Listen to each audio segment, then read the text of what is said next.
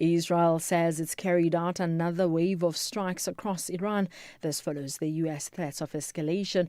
Iran has warned of what it terms devastating retaliation. The BBC's Soroush Neghadri reports. Yesterday we had reports, and this morning, of some Iranian activists, artists, celebrities volunteering to go and sit at this power plants to send a message to the US and basically try to prevent targeting of these power plants. This morning we heard a couple of officials making calls actually on the youth and the supporters to do such things. So Iranians are very worried about this. At the moment, some basic services continue, but depending on where you are in the country and how badly the area or the town has been hit by US-Israeli strikes, the consequences of the war will be different for different people. Recapping the top story, police in Mpumalanga say the helicopter which was missing in the Kruger National Park has been found. All the 4 police officers on board are safe and unharmed. I'm Ondilambana for SAfm News. Headlines at 9:30. SAfm. Prime time all day long. SABC2 is doing big things. That's why I'm here. I'm talking new shows, fresh energy, and stories that are going to move you. Pimville's just the beginning. Catch me Monday to Friday at 9 p.m. Live in every beat. The pulse of SA.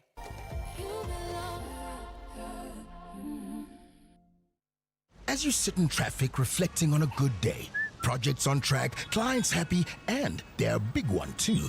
They trust you with all their sensitive data that's kept in your outdated work laptop, in your car, as you sit in traffic. Don't let bad tech choices get in the way. Switch to tailored secure cloud solutions, because nothing should stop your business. Call 084-1234. Cell C. Wherever you are in the world, SAfm 104 to 107 is accessible. We're also streaming live on Facebook, X, and YouTube at SAfm Radio. We acknowledge and appreciate everyone tuning in and watching our streams. Stay with SAfm 104 to 107 as we bring you commission live, breaking stories, and thought-provoking lectures. SAfm, leading the conversations that move us. The Daily Discourse on SAfm with Joanne Joseph, unpacking the issues that matter. The Daily Discourse on SAfm, weekday mornings from 9 to 12. It is 9:07 here on SAfm, leading the conversations that move us. Welcome to the first episode of The Daily Discourse, our brand new show that aims to build depth into conversations on all the captivating stories of the day. I'm Joanne Joseph, and I take the baton from our talented Kathy Motlatlana, who's doing breakfast as of this morning. I hope you had a chance to listen to her. I have 2 fantastic producers in the booth there, Melissa Buta and Kenewe Sebola, who are really going to be the twin powerhouses behind this show, so I'm hugely grateful for them. I'm conscious of the fact that as a team, we're taking the reins in a time of great instability and uncertainty around the world. It seems unbelievable in some ways that we're living in an age where we have both the most information at our fingertips than we've ever had before, and we have the greatest opportunity for human connection than has ever existed. And yet, what we've done with both those capabilities is nothing short of disappointing. We're inhabiting an era where fear, hate, and discrimination are actively driving us apart and resulting in the marginalization and oppression of people around the world. And although we access much larger amounts of information than before, we tend to do that on a much more superficial, shallower basis than we've ever done. We don't always apply the critical thinking needed to be able to challenge the misinformation and disinformation that's being fed to us in large doses right now. And we're often just not prepared to do the work of moving beyond our own preconceived ideas to take ourselves to a place of greater understanding. One of the most powerful outcomes I've experienced in presenting talk radio is walking into a studio with one opinion, and through my interactions with experts and listeners over the course of the day, walking out with an entirely different perspective, because those personal interactions have changed me. And today, I want to invite you on the same journey with me. One that'll often require us to leave our long-held beliefs at the door while we explore all sorts of subject matter with an open mind. I know we're layered human beings. We're the result of our upbringing, our cultures, our traditions, the languages we speak, our race, gender, our socioeconomic status, religious or secular beliefs, whatever formal or informal input that shaped us as people. But the world and society itself are never static. They keep moving, they keep evolving and changing, and that often requires us to think differently about our stances or even aspects of our identity that we've long held dear. So I welcome your strong views on this show, but I ask that we engage one another respectfully when we challenge these perspectives. It's absolutely fine to disagree, but we must also be able to robustly justify what we are putting forward. Fortunately, we have a compass in the form of our Constitution. It's by no means a perfect document, but it does pull together some central values we can look to as a nation, no matter who we individually are. On this show, we're also going to embrace research-based thinking. Reading and broadening our knowledge are going to be the central thrusts of this show. You'll encounter a lot of explainer journalism here, and I hope when we're done, we'll be able to point to ourselves as true lovers of knowledge and learning in a context that values this less and less. But most importantly, I'm going to ask for your empathy in how we seek to understand one another and each of our differences. We're still a divided country, continent, and globe whose fractures are just getting deeper. And as South Africans, we've not done the work of bringing down the multiple barriers that divide us. But the work can find a space here on the Daily Discourse. Our words can compel our beautiful but traumatized nation to action. To my mind, this show is not about idle chatter on a media platform. It's an opportunity to arm ourselves with new forms of knowledge, to create a movement dedicated to effecting positive change in a society that's crying out for humanity, equality, and social justice. This is at the heart of the Daily Discourse. You are at the center of the Daily Discourse. Welcome to it. EFC returns to Johannesburg this Thursday. The undisputed heavyweight champion, Madlanga Triple H Jikasa, and Triple H Power is back on top of the mountain. Takes on the undefeated Senegalese warrior, Adama Diop. Adama Diop takes the KO. Plus, middleweight contenders collide as JT Botha battles Mwandile Hlongwa. EFC 132, live from the World Sports Betting Arena. Watch it on SABC Sport Channel on DTT Channel 4 from 7 p.m. Brought to you by SABC Sport.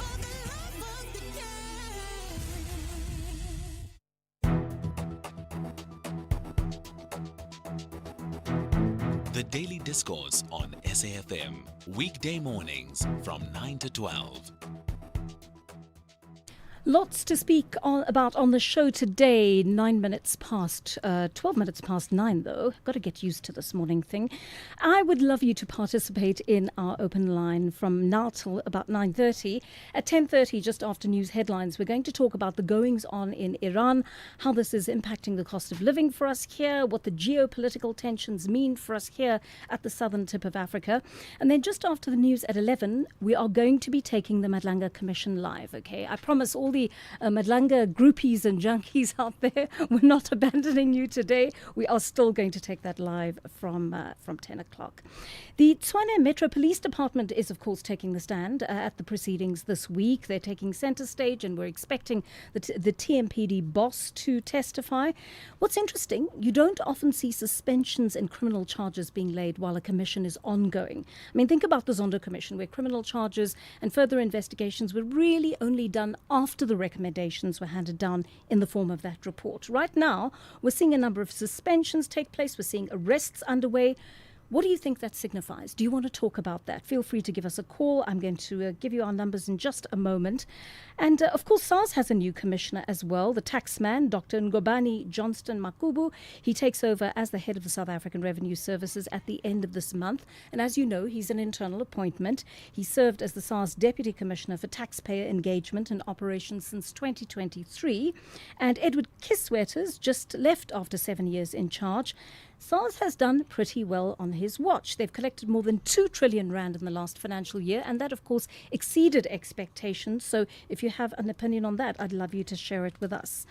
And of course, the long weekend has just ended. What was it like for you if you enjoyed a religious celebration, Easter or Pesach? Not sure if you saw the visuals of the annual ZCC pilgrimage to Maria, the largest contributor to traffic to Limpopo and back. I'm always mindful of the families who get together during these religious holidays, but especially for those many people who've lost a loved one. This may have been your first religious commemoration without that special person. I'd like to know what that was like for you. How did you manage the grief? How did you manage celebrating this religious festival without that special person at your table? In my family, we've had to come to terms with that too in the last few years. Did you engage in the same rituals as always, or did you refrain from doing that without that special person there to do it with you? We're taking your calls on our studio line, 086 000 2032. 086 000 2032. Love to hear from you. Our WhatsApp line is also open, and we're waiting to take your voice notes or your messages there.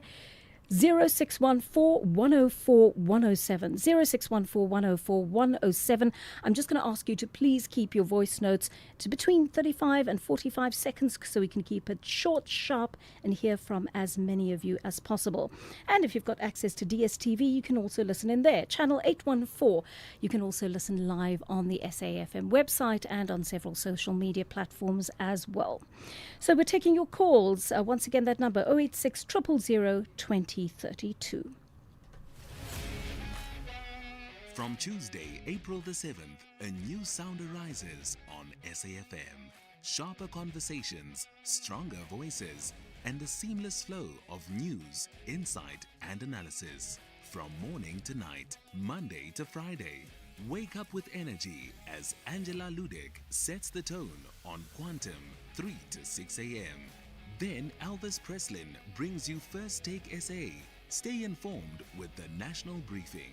Kathy Mutlatlana, 6 to 9 a.m. Joanne Josephs takes you deeper into the daily discourse from 9 to midday. At noon, it's Update at Noon with Sakina Kamwendo. Then, Bridget Masenga connects the dots on The Full Circle, 1 to 3 p.m. Drive Home with Ashraf Garda on the National Pulse, 3 to 6 p.m. Followed by the Market Update with Jimmy Muyaha. Ease into your evening with the Chill Zone and Bertha Charuma.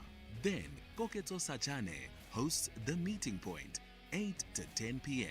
And we wrap the day with John Gericke on Nightfall. This is SAfm, leading the conversations that move us. The Daily Discourse, more than talk, real understanding. 17 past 9 here on the Daily Discourse. And joining us on the line now is Koketso from Joburg. Koketso, you'd like to talk about Iran? Yes, good morning, Joanne. Welcome. I just wanted to say, this war in Iran is actually quite concerning. I think particularly over the weekend, the tweets and the rhetoric coming from President Trump with some of the things he was saying, speaking about Iranians almost like as subhuman and with very sort of like supremacist tones. So it's quite concerning that a head of state can conduct themselves like that, but there's nothing that's sort of done to condemn him. No action that's taken against him, because how he speaks about people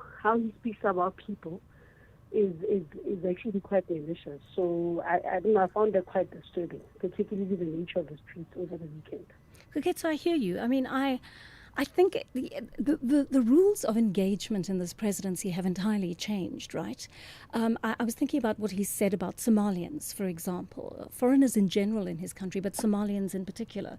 The kind of language, the dehumanizing language used to describe them.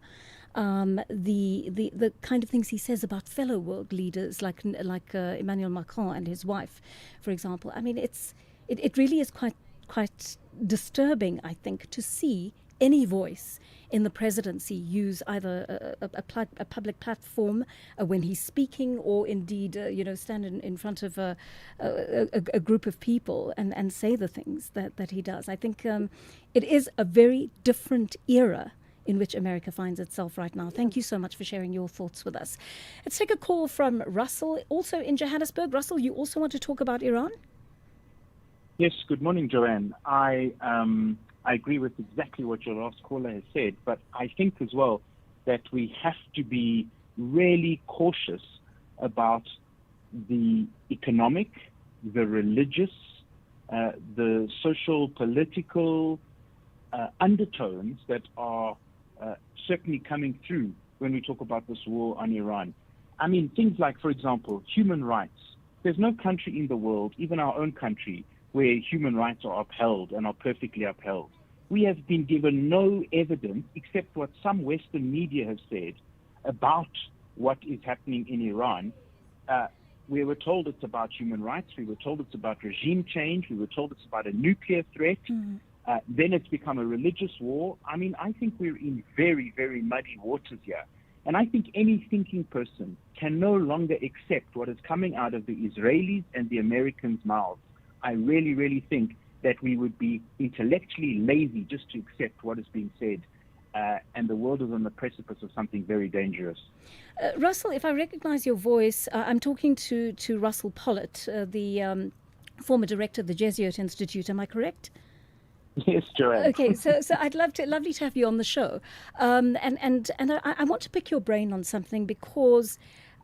I mean, I think many of us watched prior to the Easter weekend the display at the White House with Paula White, who seems to have been appointed to President Trump's inner circle, and the kind of what some people are referring to as Christian nationalism that has taken center stage. How did you feel about that as someone who holds an important position in the church?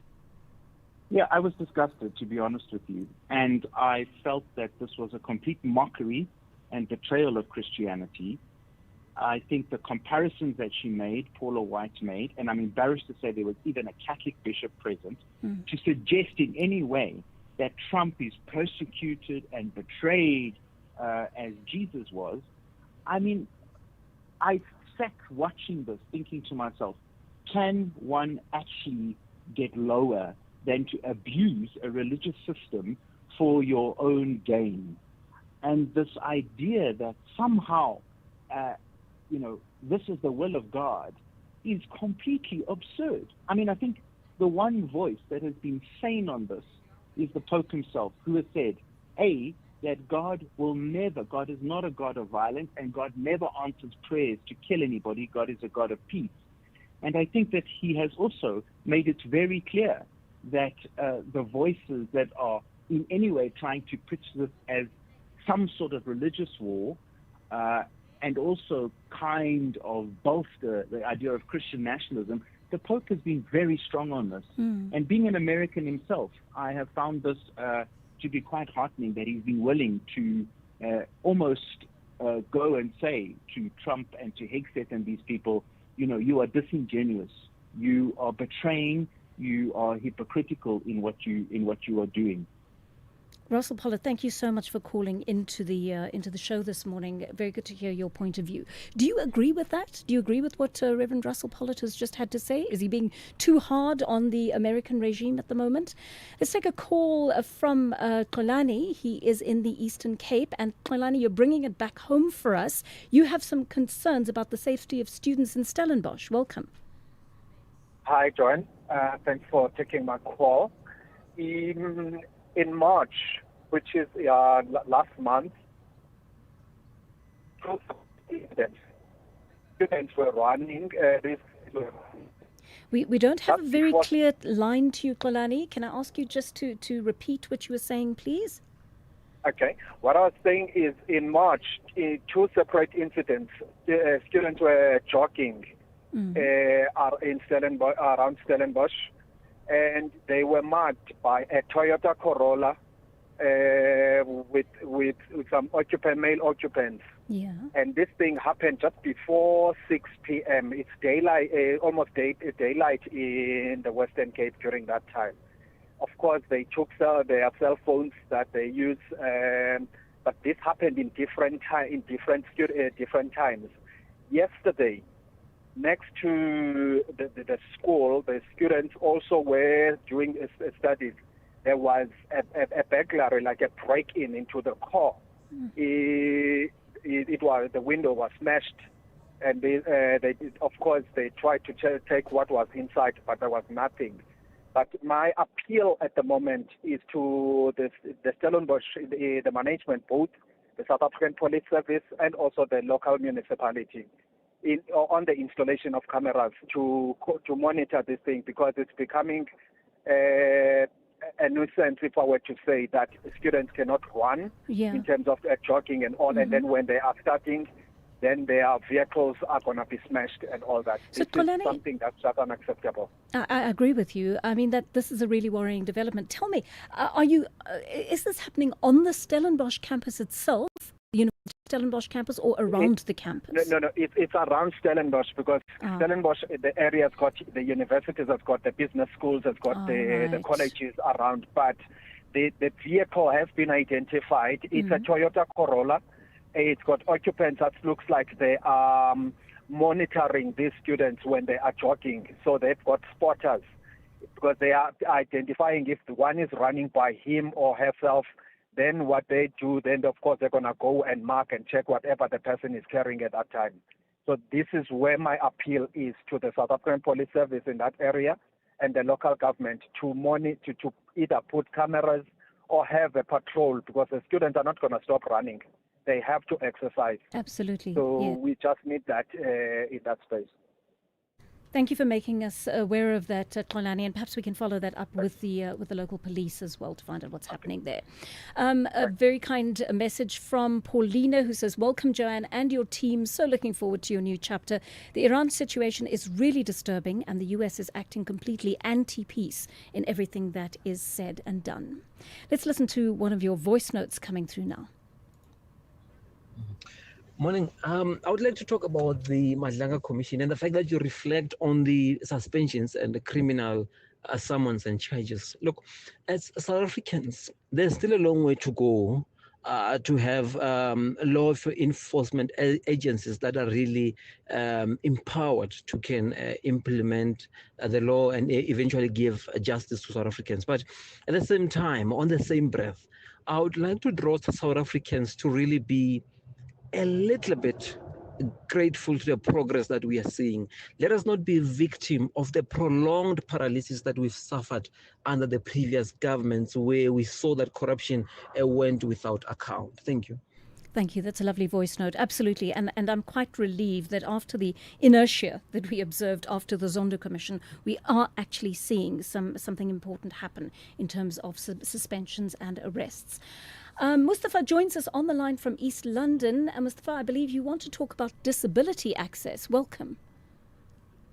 Thanks, Joseph. Hello? Hi there. Yes, I can hear you. Go ahead, Mustafa. Yes, good day, and welcome to you and your team. Thank you. Thank you so much. Yes. Mr. Joseph, I'm one of the citizens of this country who's living with disability, with visual impairment. Yes. Yeah. I have a plea, actually, humble plea to the Minister of Education and Training, Mr. Potimanamela, and his deputy, Ms. No Musa Tubengobe, for them, at least so that they can end the barrier and rejection. Because we find that most of the tertiary institutions do not enroll students with disability, especially students who have vision impairment. The feedback, the response that will be given from the institution, the response that the student or applicant will be getting from the institution will say they don't have the resources to cater for students with disability, which is not fair, because the Constitution is saying that each and every South African has a right to education. Absolutely. So I'm feeling as if it's a violation of rights, in that regard. I mean, so that's my plea. I think it's a plea that we must actually all observe. We are not conscious enough of disability access and rights in our spaces, in our personal and public spaces, Mustafa. And yes, absolutely, it's all learning institutions need to be able to cater for people living with disabilities. And the mindset has to change. We cannot 30 years on be having this conversation, right, where a group of people who deserves access constitutionally and whose access is guaranteed constitutionally is still battling with access. Thank you so much for reminding us of that, and that is a potential conversation to have as well. So we will continue the conversation here on SAfm. Thank you for joining us on the Daily Discourse. It is our first show. The team is all together: Melissa Buta, Kinilwe Sebola, and me, Joanne Joseph. Lovely to be with you here on the Daily Discourse for the first time today. We're going to be bringing you news headlines in just a moment, and then we're going to bring you a conversation shortly after that about fuel prices and the extent of the changes that we're going to see, the shifts we're going to see in the coming weeks and months due to what is happening from a geopolitical international perspective. Thanks for joining us here on SAfm. News headlines now by Ondela Mbana. Thank you, Joanne. On the news headlines, Tshwane Metro Police Chief Yolandi Ferro will testify before the Madlanga Commission of Inquiry when it resumes its hearings in Pretoria shortly. Police in Mpumalanga say their 4 missing officers have been found safe and unharmed. They were in a helicopter which disappeared in the Kruger National Park yesterday morning. And the Northern Cape Cooperative Governance and Traditional Affairs Department has given the Salt Blakey municipality 14 days in which to explain why it should not be placed under administration. A full update follows at the top of the hour.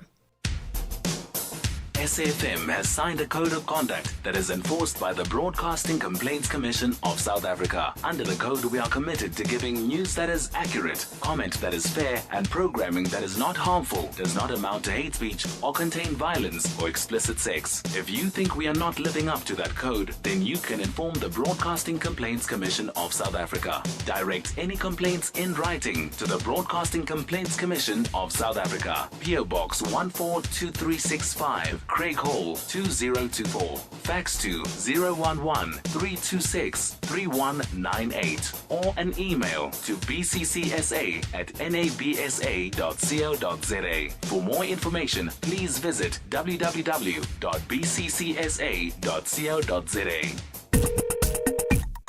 Call SAfm now on 086 000 2032. Just after 9:30 here on SAfm, we are, of course, leading the conversations that move you the country over.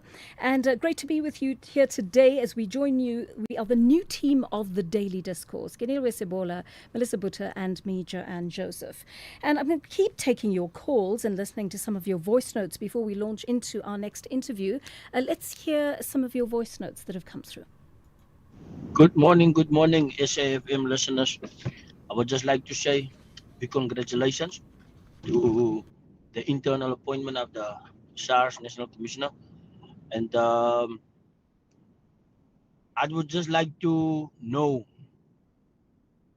why SARS and the government do not try to force the taxi industry to become cashless, where you can now pay for your fees, for your fares via your bank card or tap via your phone or your watch, because that's also another revenue stream for them.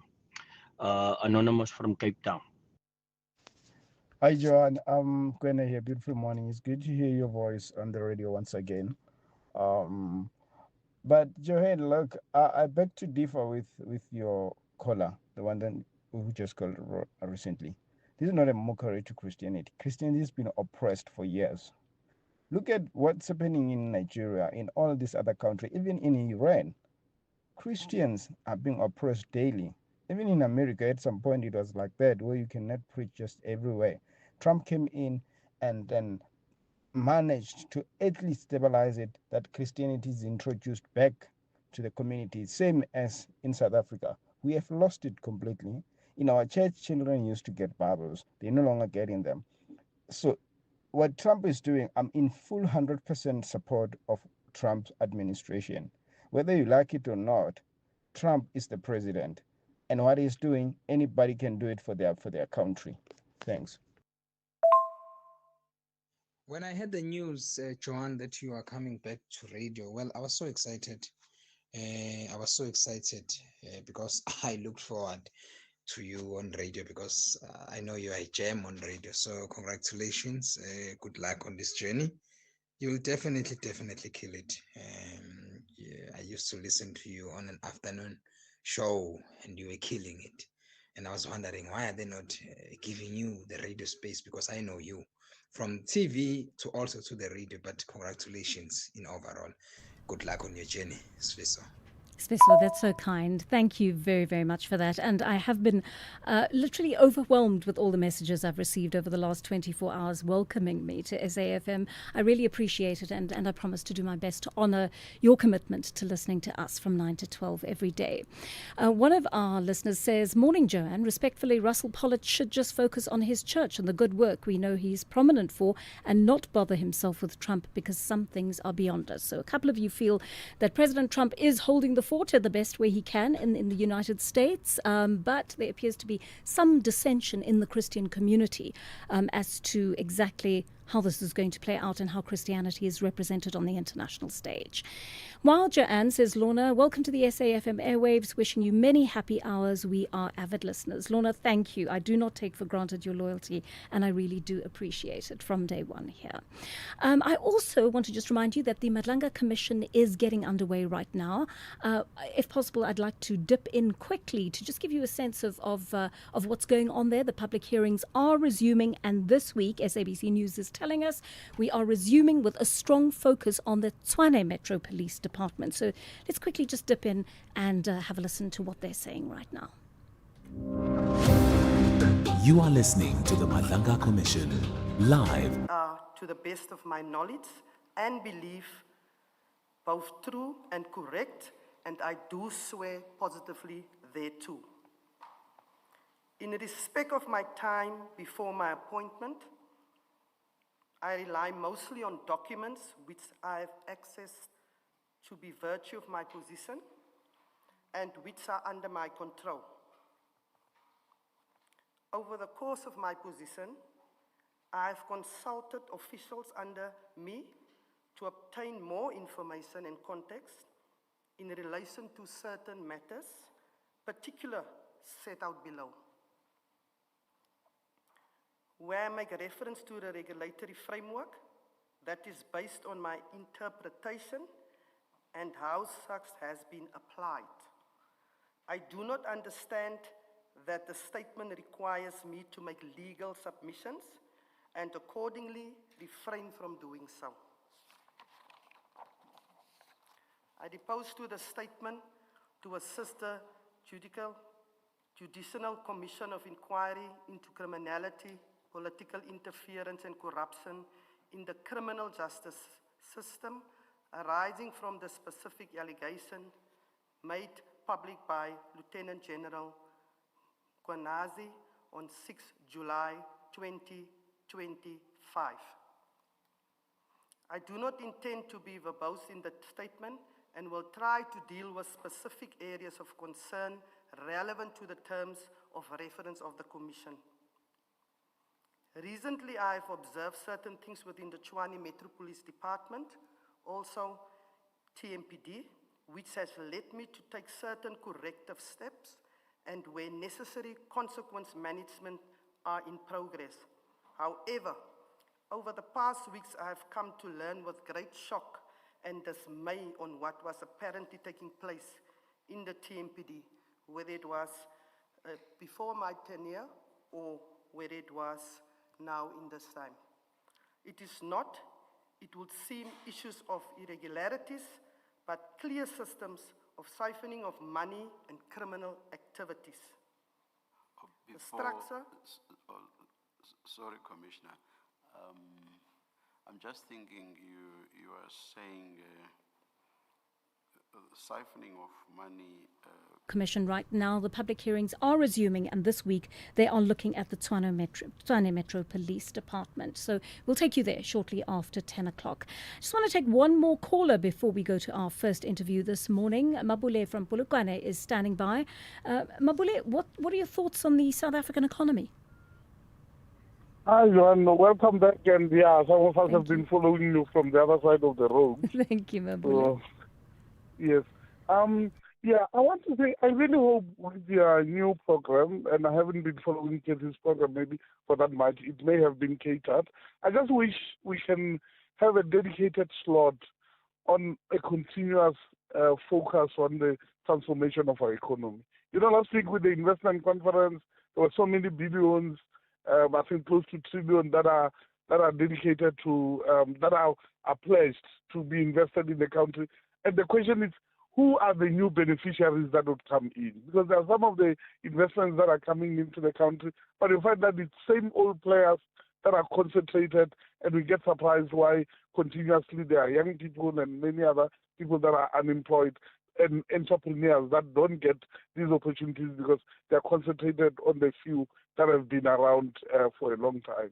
And one example is on the motor industry, for example. Yeah. I mean, you see the Chinese cars are doing so well. Absolutely. But you wonder how many new people who look like me and Joanne that are now owning dealerships, that are now cars.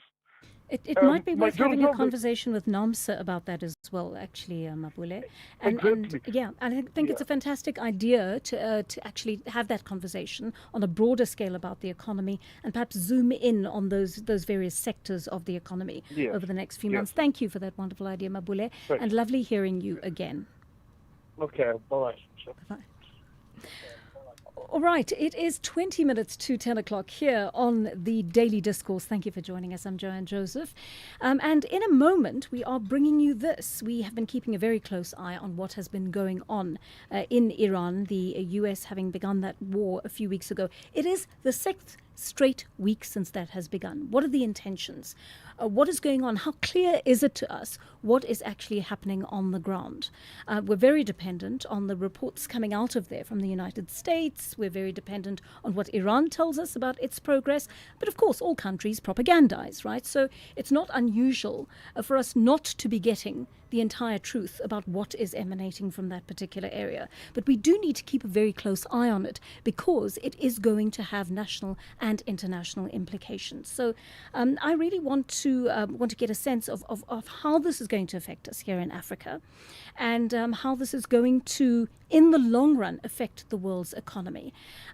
Just preparing for the next interview that I'm about to do with Benji Shulman, Executive Director of the Middle East Africa Research Institute, it became apparent to me that even a country like South Africa that draws its fuel supplies from so many different sources, right? We source ours from Nigeria, we source our fuel from Angola, we source our fuel from Brazil. So we've got various hubs that we source fuel from, which enables us to be able to act with little with little implication when we are trying to keep our oil prices at an even keel, when we are trying to stave off the effects of these international events. It's not to say we're not affected. Of course, we are affected by all of these things.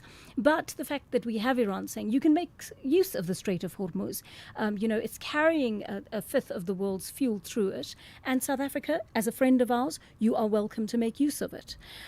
So these relationships do have an advantage. Drawing from various sources for our fuel supplies, for example, has positive implications. But if you look at all the knock-on effects of the various industries that are affected, the pharmaceutical industry, the electronic industry, the technology industry, all of these industries are affected internationally, and we import a lot of those goods. So there is no way that we can shield ourselves from what is going on there.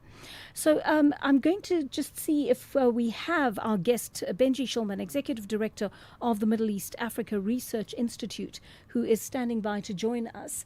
And good afternoon to you, Mr. Shulman, or rather, good morning. I'm still coming to terms with this morning gig, Mr. Shulman. So you'll excuse me, please, if I'm still in afternoon mode. But it is a long, just after a long weekend, Joe. Yes, it is. Oh, thank you. I'll use that as my excuse. That's my story, and I'm sticking to it for the rest of the show. Mr. Shulman, thank you for your time on the show today. So there are some really important questions that we need to pose to you to understand what is going on geopolitically right now. And I suppose the simplest question we can begin with is, what is in this geopolitical war for America? What does it stand to gain from this? And what are its reasons for invading Iran? So I think the way to think about this is to look at the American they have a plan that they put every year or every administration out about how they see their role in the world from a geopolitical security perspective.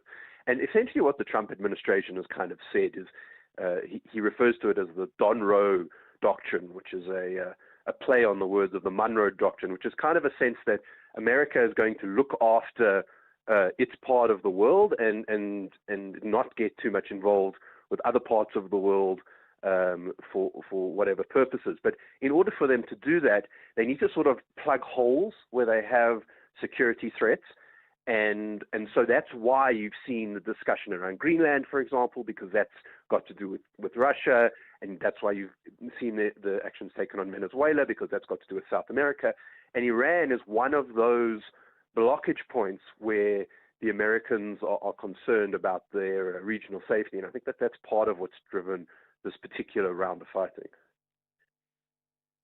So give me a sense of this. I mean, what are we expecting in terms of how it's likely to play out in the next few months? A range of global shocks occurring as a result of this war, from electronics to vaccine supply. What do you believe the short and long-term fallout will be, Mr. Shulman? Yeah, so it's an interesting question about, I think, how long the war goes on for a start, right? If it ends tomorrow, say, because Trump is talking about another ceasefire, although I don't think that is going to happen. I think that if the oil gets flowing again and the other things like you've mentioned, fertilizer, food, electronics, that sort of thing, you might find that the global economy is able to right itself pretty quickly in a few months.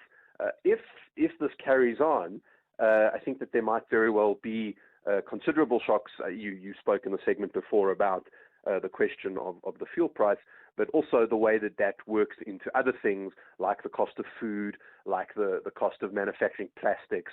That sort of thing is all interconnected with how this works, and a lot of it has to run through this very small strait over which there's so much fighting. And I think that could be a problem, especially for inflation, which is going to be an issue for particularly elections that are coming up. Could affect us here, certainly in America, because that's the one thing that consumers really notice is how much things are costing at the shops.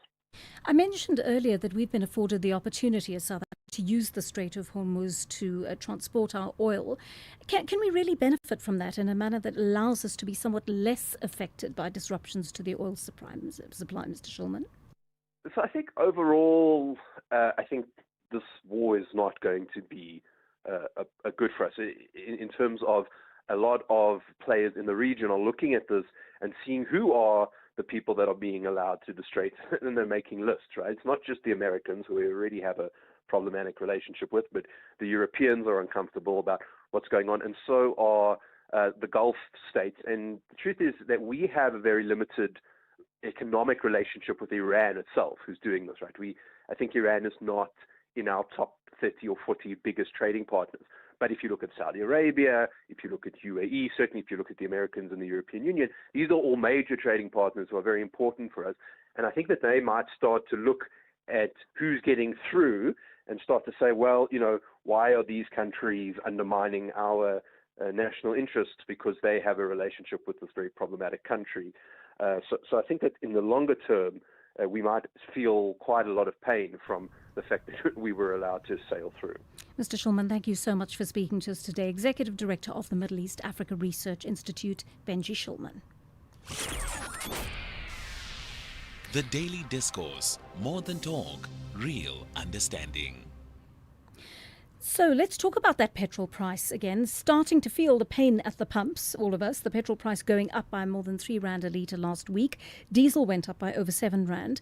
But the fuel price increase wasn't as bad as it could have been because the government reduced the fuel levy so we wouldn't have to take all that pain ourselves. Having said that, paraffin went up by a whopping R11.67. Now, I thought that was particularly upsetting given that so many families who struggle financially depend heavily on paraffin. But if you thought it can't get worse, think again.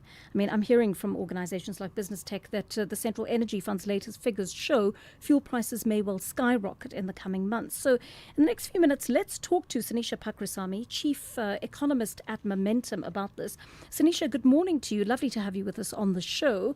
How are we in South Africa being affected by what's playing out on the world stage, and how long will that persist, Sanisha? Good morning, Joanne, and lovely to chat to you and your listeners. Thank you. Unfortunately, this conflict hasn't remained localized given the strikes on energy infrastructure and in the wider Middle Eastern region. And of course, with the blockage through the Strait of Hormuz, products that South Africa would have needed from the Middle East in general, and not just Iran on its own, are now being heavily impacted. And I think the problem is that with South Africa, we've also closed down a fair amount of our refining capacity. And so even the refined product that we receive from countries like India, the original product essentially comes through from the Middle East. So we do get quite impacted heavily from your diesel as well as your petrol side of things on the refined fuel. There is also an element of us being impacted by fertilizer, not so much in terms of where it really comes from, but more in terms of the global prices going up because of the shortages. So at the moment, we're seeing quite a big hit to the transport sector in South Africa in terms of the pricing of the product, but there can potentially be a further spillover into food prices the longer that the Iranian conflict lasts for. So the government gave us some relief, as I mentioned, by cutting the fuel levy by R3 a litre, but that cost it 6 billion rand, right? Can it afford to keep doing this in the long term? Now, fortunately, our South African government fiscal situation is looking quite a bit better than where we were in 2022.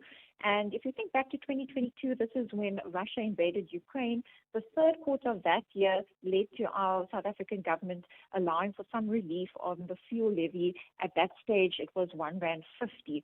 At that point in time, our fiscal situation was looking a fair bit worse than it is now. And if we think back to February of this year, government was already alluding to the fact that the corporate income taxes were looking a lot healthier than what they had penciled in. And at that stage, it was because of the platinum and gold prices that contributed quite heavily to mining revenues. And that, of course, gave us a little bit of a bounce in our revenues coming through.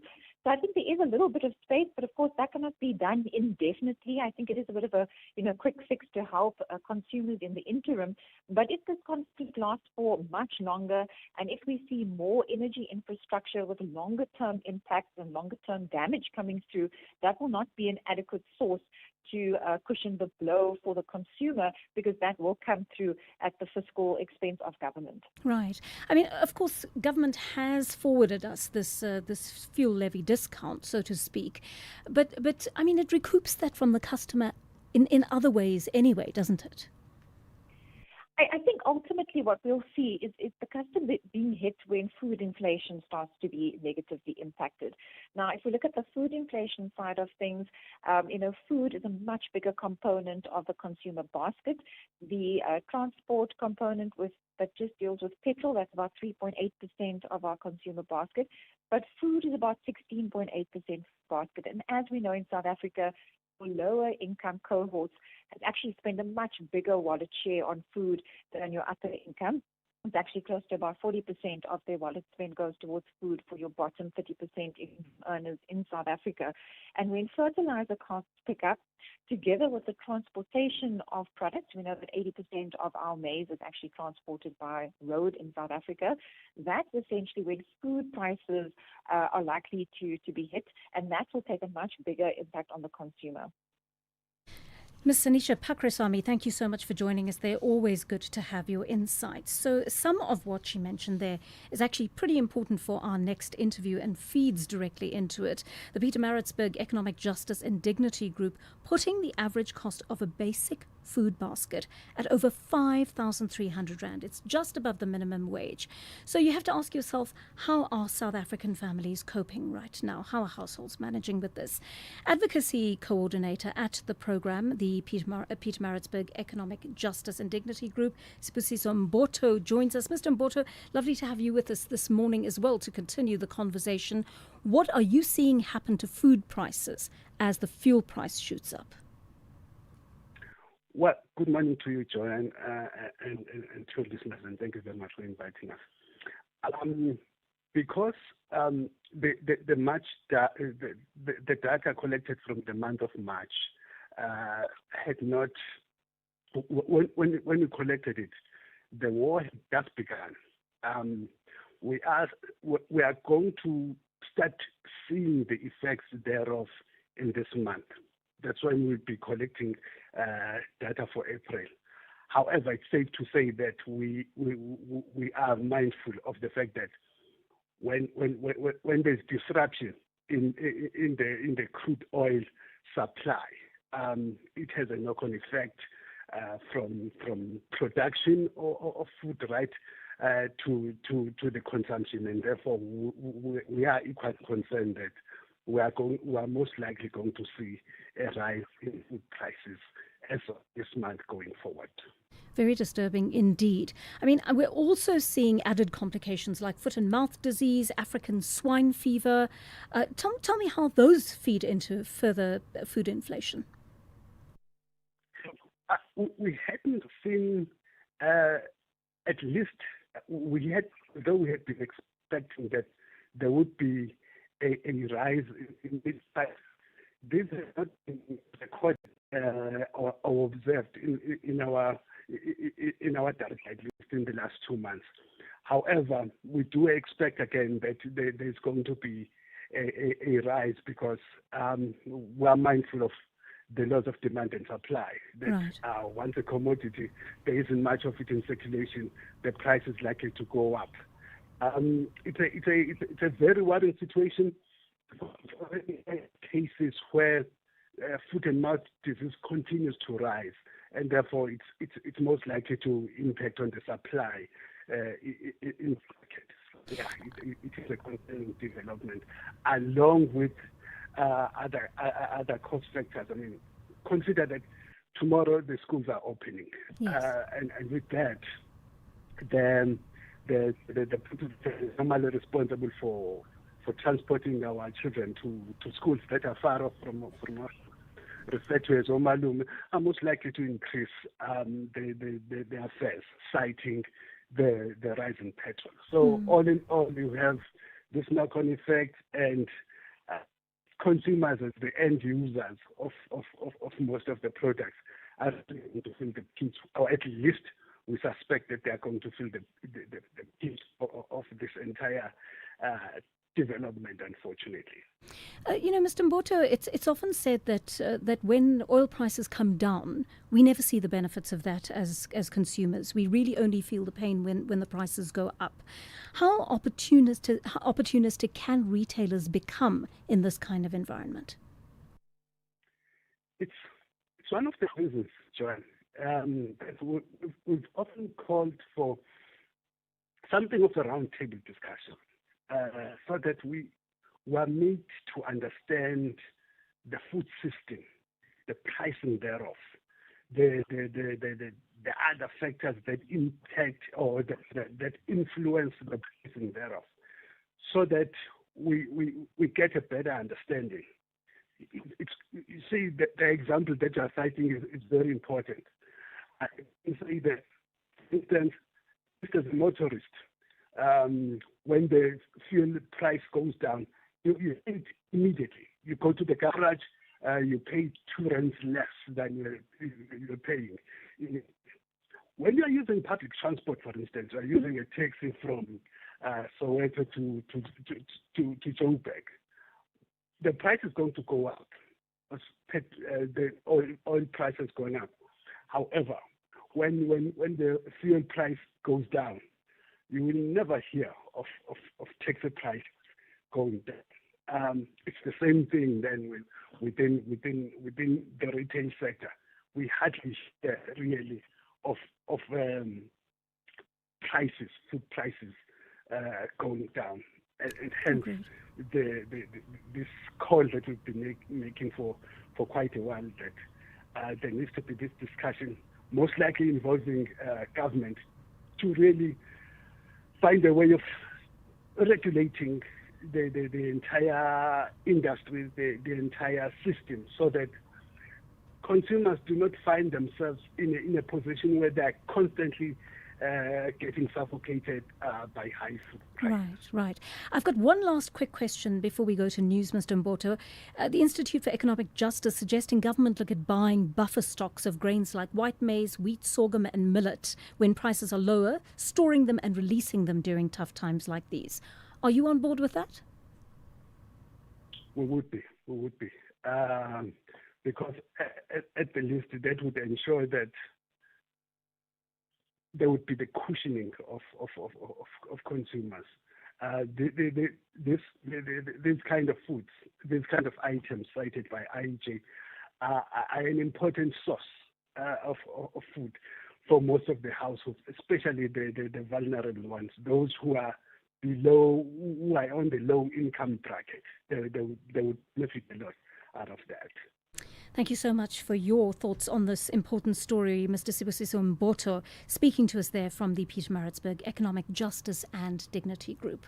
Well, that brings us up to 10 o'clock here on the Daily Discourse. Thank you for joining us. Here are your news headlines by Kolofelo Tefu.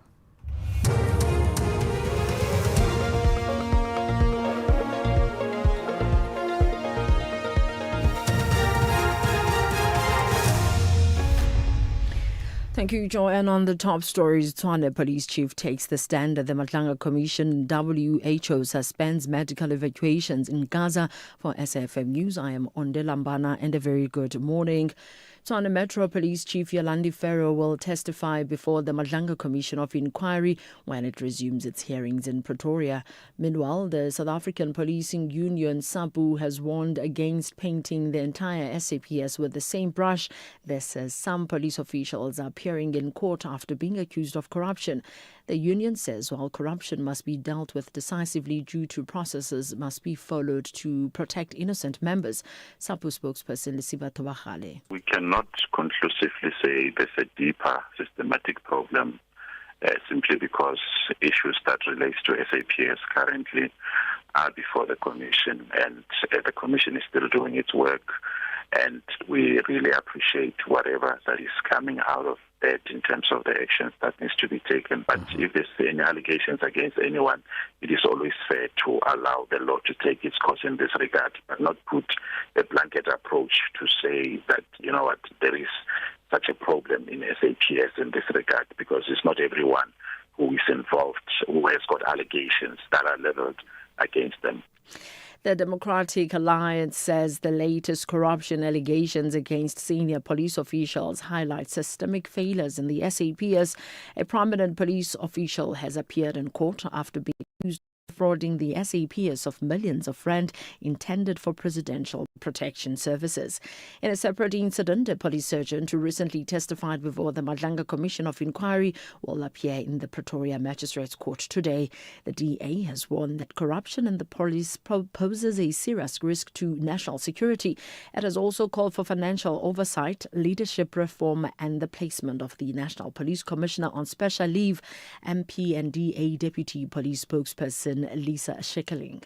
If corruption can occur there, it raises serious concerns about national security, internal vetting and financial governance within the SAPS. And it does reflect on a serious leadership crisis within the SAPS, which we know is happening at the moment. We've seen repeated scandals in the SAPS, and yet the same weaknesses persist. We've been calling for reform in the South African police services for years. And over the last 2 years, it's something that we've been fighting for very hard. The Democratic Alliance still maintains that General Masimola must be placed on special leave until his case appears in front of the court. Police in Mpumalanga say there are 4 missing officers have been found safe and unharmed. They were in a helicopter which disappeared in the Kruger National Park yesterday morning. A search team with a SANPark helicopter found the officers in a remote area. Provincial Police spokesperson Donald Mdluli. The pilot, 2 SAPS investigators, along with environmental crime investigator from SANPark, had safely landed in a remote area on Monday, but as they attempted to navigate through the thick bush, they could not locate the chopper. After spending the night in the bushes, they were spotted this morning by the search team. The Northern Cape Cooperative Governance and Traditional Affairs Department has given the Salt Blackie municipality 14 days in which to explain why it should not be placed under administration. This after the province's biggest municipality failed to meet the department's April the 2nd deadline to address severe governance failures. Constant council collapses, leadership disputes and poor service delivery have prompted calls for provincial intervention, with residents planning to petition national government.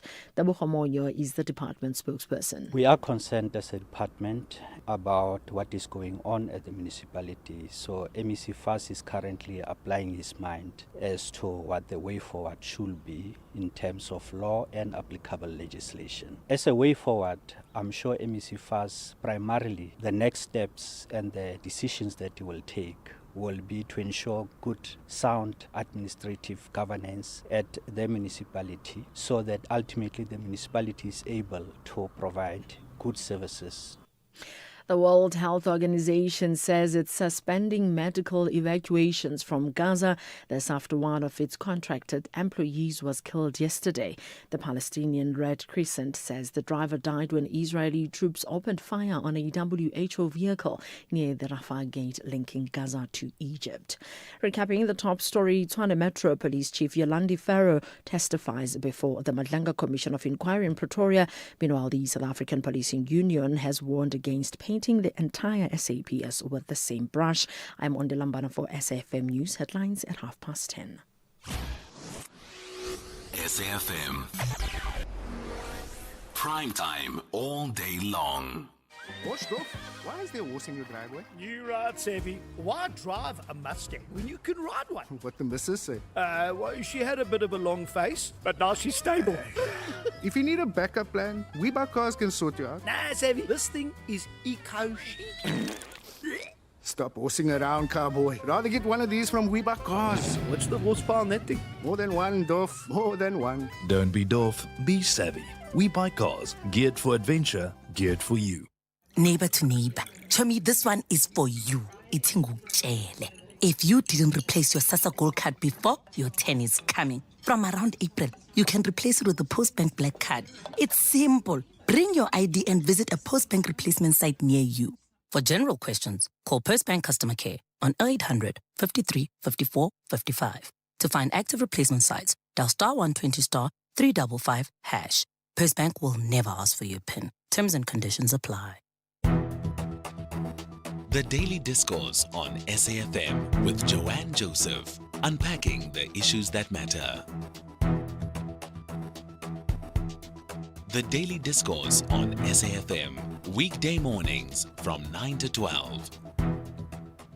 6 minutes past 10. Thank you for joining us here on the Daily Discourse. One of you says, hi, Ms. Joseph, your interview is very informative, more especially on the impacts of the ongoing international crisis on our national economic growth, status and viability in the present and long term. I do think that our government and private sector needs to gear up a response strategy, even outside the view of oil and fuel. We need to be food secure. Let's not source hefty loans after being hard hit like it happened or almost did during the COVID lockdown. Arnold Mzimba from Bushbuck Ridge there. Arnold, just plain Joanne is fine. So I know many of you are clamoring to be able to listen to what is going on the at the Madlanga Commission right now. We're taking you right there. The witness on the stand today is the Chief of Police at the City of Tshwane Metro Police Department, Commissioner Yolandi Farrow, and the Commission's evidence leader is Advocate Mpilo Sikakane, assisted by Advocate Tebogo Mosikili. Let's take you right there now. You are listening to the Madlanga Commission, live on SAfm. You are responsible for appointment of deputies, so you should look into that. You don't have to wait for a report from this commission. And then on the issue of the members of the TMPD, I'm not talking about the deputies now, I'm talking about the entire force. Can you just give us a number, more or less, how many are the TMPD How many do officers? I have? I will give you also, I knew you were going to ask that question. So I went to go make sure that I have the totals. I've got 3,626 Tshwane Metro Police Department officers. But I made sure, because remember, Commissioner, some retire, some are not with us anymore, some resign. So I wanted the current total. So the current total is 3,626, and then I've got administrative staff, that's 245. And then I've got APSS, that's 1,271. And can you tell us if they have been subjected to vetting, or if it is a requirement within TMPD that your 3,626 officers should be vetted? Yes, Commissioner, we do that on an annual basis, because we make sure that we do that because you can't get your firearm license renewed. We do not want to give somebody a firearm that's got a Section 102 or Section 103 against them. So we make sure that the fingerprints are taken. I've got a division that only does that, and we make sure that we test you and make sure that you are vetted. So yes, Commissioner, that is being done. I can promise you that. And we've picked up quite a lot of things, because if you obtain or are arrested when you maybe are on leave, or you will not pick it up. If it is that it's maybe in uniform, it's easier. So that is a mechanism for us as well in Tshwane, that we pick that up. So I can guarantee you that, yes, we are very strict when it comes to that. I think you'll agree with me that we don't want criminals within the force. Commissioner, one thing that I hate is a criminal in uniform. Yes. And then the last one, sorry, I have to go back to the issue of security clearance, and I don't want you to reveal state secrets here. Maybe let's just keep it to what the terms of reference of this commission are, and maybe the allegations against Deputy Commissioner Dlamini. What does it entail if somebody has to undergo this process and they get a security clearance? What is it that SSA is looking for? And please don't disclose state security, and don't disclose how they go about the process.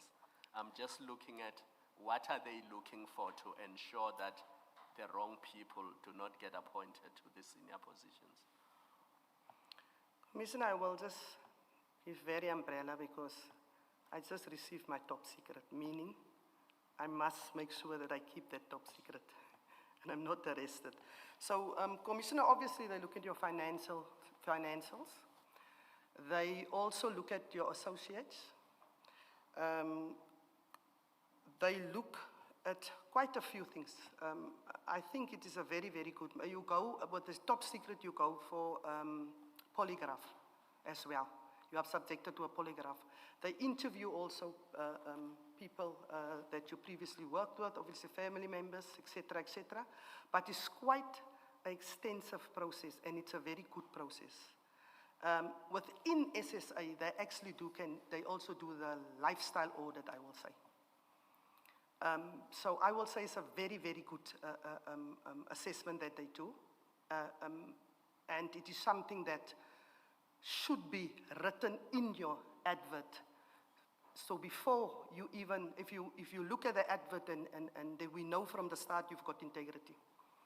If you don't want to the job and you must go for your clearance, you must not even apply. Stay whatever you want to do.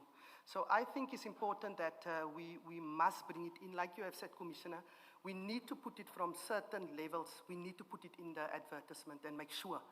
You're either going to object yourself to one, because we do know it is a process that we say that we will start the process with you, or that you will come with my one. They wanted me to come with my security clearance already. Thank you. Mr. Skakan. Thank you, Commissioner. Please proceed. Apologies, perhaps before you go there, the 18.5, that's the vacant position. How long has this been vacant? This position has been vacant for a while. We did start the process. I think we've started the process already. I'm speaking under correction twice or thrice. However, I'm not just going to appoint somebody because I must fill the position. I want to make sure the person is fit for purpose. So if I'm going to appoint a Deputy Commissioner for Specialized Services, it will be a person that will be able to perform the function.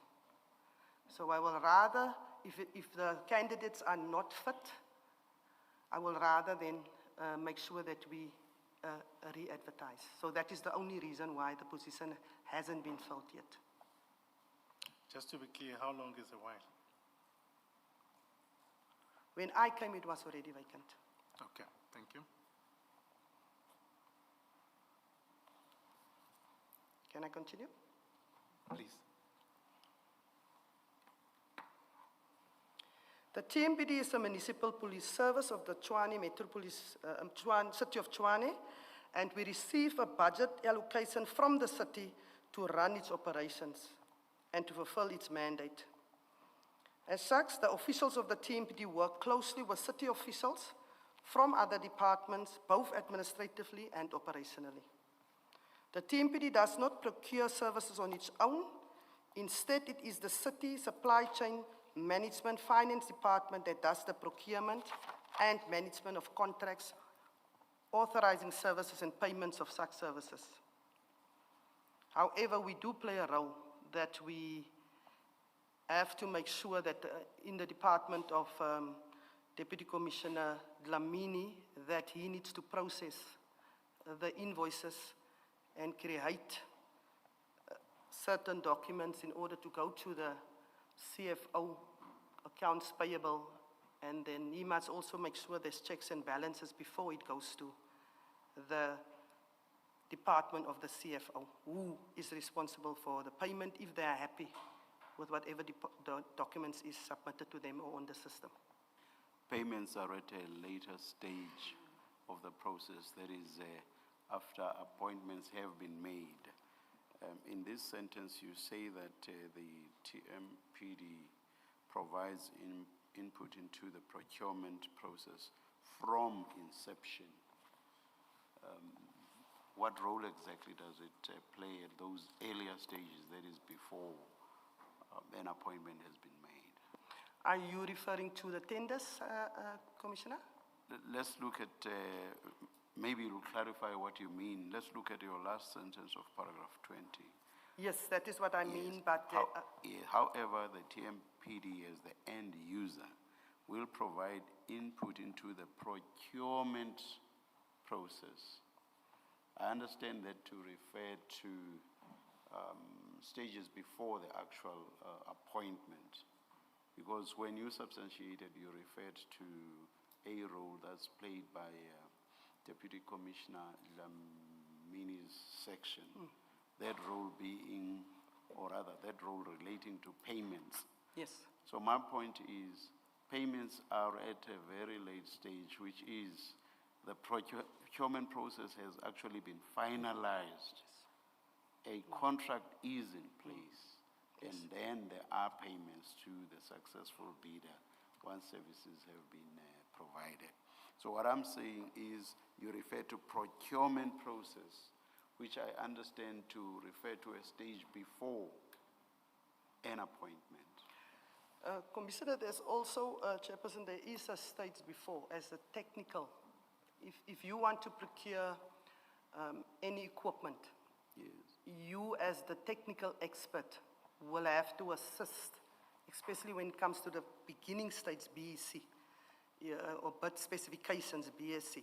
You need to assist them with what exactly is the product that you as the law enforcer wants, because the civilian person won't know. So you will obviously, we will start with what is the end, what do you want the product to do? And then from them you obviously work your way back. So there we assist with technical expertise. However, when it comes to the supply chain management, it is completely with the CFO. And he's also the chairperson of the BAC, and then etc. But we must give that technical, and even if we give the technical advice, there's always somebody from supply chain management that also guide them in terms of the supply chain management policy. Just to make sure I understand, what you've referred to specifically is the bid specification. Specifications. Because TMPD will actually be the client in this instance. Yes. And therefore they should be involved in the bid specification, what exactly is required. You've specified there. Is there anything else that you would mention in which TMPD participates before the actual appointment, before the conclusion of a contract? It should only be, as I said, as a technical advice to assist with that. But it should not be to be part of the supply chain management when it is their role. That is their role. So we should not be involved in that part.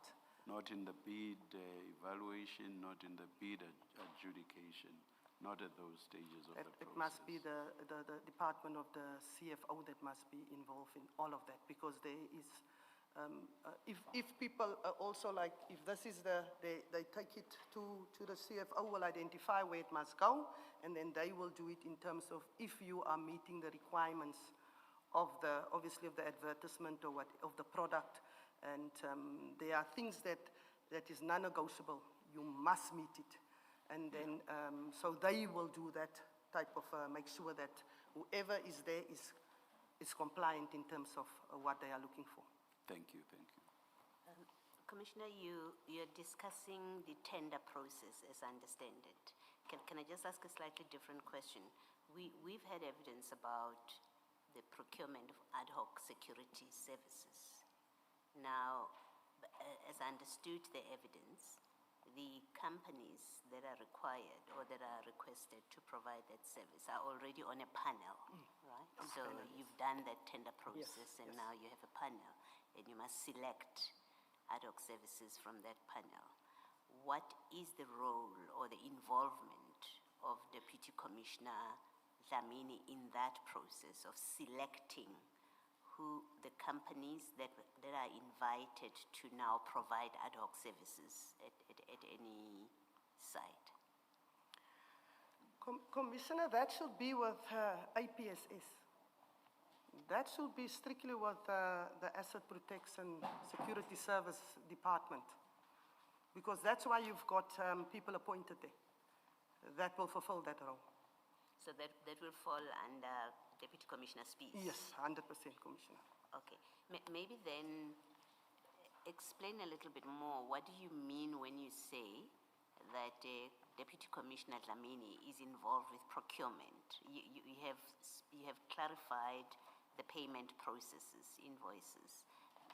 But apart from that, what does it mean that he's responsible for procurement? His role is administration and support.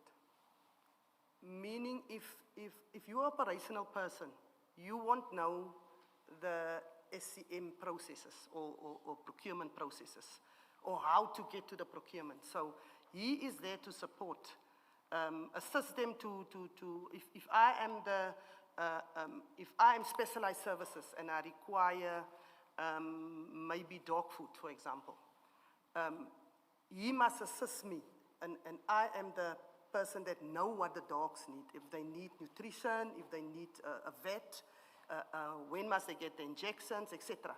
So I will have that. He will make sure that I do it the correct way, because as an operational person, you won't know how to follow that. So he will have to assist, but they can also do it on their own. But they can go to him to ask for assistance as well. Sticking with that example, that kind of procurement, it doesn't go to the city. It is something that gets sorted out at TMPD level. Is that what your explanation means? No, all procurement goes to the city. We don't ourselves procure. No, Commissioner. All procurement processes are finalized by the CFO. Okay. It goes to the CFO. It goes to the BAC. All procurement. There's nothing that TMPD on their own will have their own little BACs and that. We will just be as I said, we will assist in attending because we are the expert, and we will also assist in getting the specifications right. However, everything is with the CFO. We do not have a department. He doesn't have his own department. He is also not a CFO. Okay, just to make sure I understand. So the administrative person or operational person that you say must obtain or get dog food, that's a person sitting at the city, not TMPD. Not TMPD at the Okay, city. thank you. That clarifies it. Thank you. At the city. I think we sort of got lost, Commissioner Faru, because when Commissioner Baloyi asked you a question, she had moved on from a normal tender process and was asking about ad hoc security services. And the question was, in that process, does TMPD play a part? And I had understood the evidence we had before the Easter break to be that the person who issues purchase orders is actually somebody from the TMPD. So I'm a little confused now when you say it's the city, it's not TMPD. Because then how does Mr. Mnisi, and we'll come to him later on, how does he get involved in all these things that we've come to know about? Commissioner, yes, I think there's a little bit of confusion. If it is, remember that tender or that month-to-month is already in place. Yes. So yes, there will be a creation by our side. However, And when you say your side, TMPD? It will be TMPD, it will of be the by purchase orders. administrative, it will be under administrative and support. Yes. They will create that. But in order for them, and then the invoice must come, the person responsible by APSS must make sure the invoice that he must make sure it gets stamped, and yes, we did deploy 10 security guards ad hoc at the Madlanga Commission. And then it must be verified, because we also have people that go check. We must make sure that your check-in is verified. So once that invoice, then you're supposed to only process that invoice. So to that extent, TMPD does play a part in procurement? Yes, if it comes to that part. But when it comes to payment, it goes to the CFO to pay. After he has also is satisfied that the documents, that we've done our checks and balances. And Commissioner, why are you trying to implicate the Madlanga Commission now? You're putting us on trial, and that was not the purpose of the question. I've got a punchline when I'm done. Are you forcing Chair to come and give evidence now? I've got a punchline, Commissioner, when I'm done. Thank you.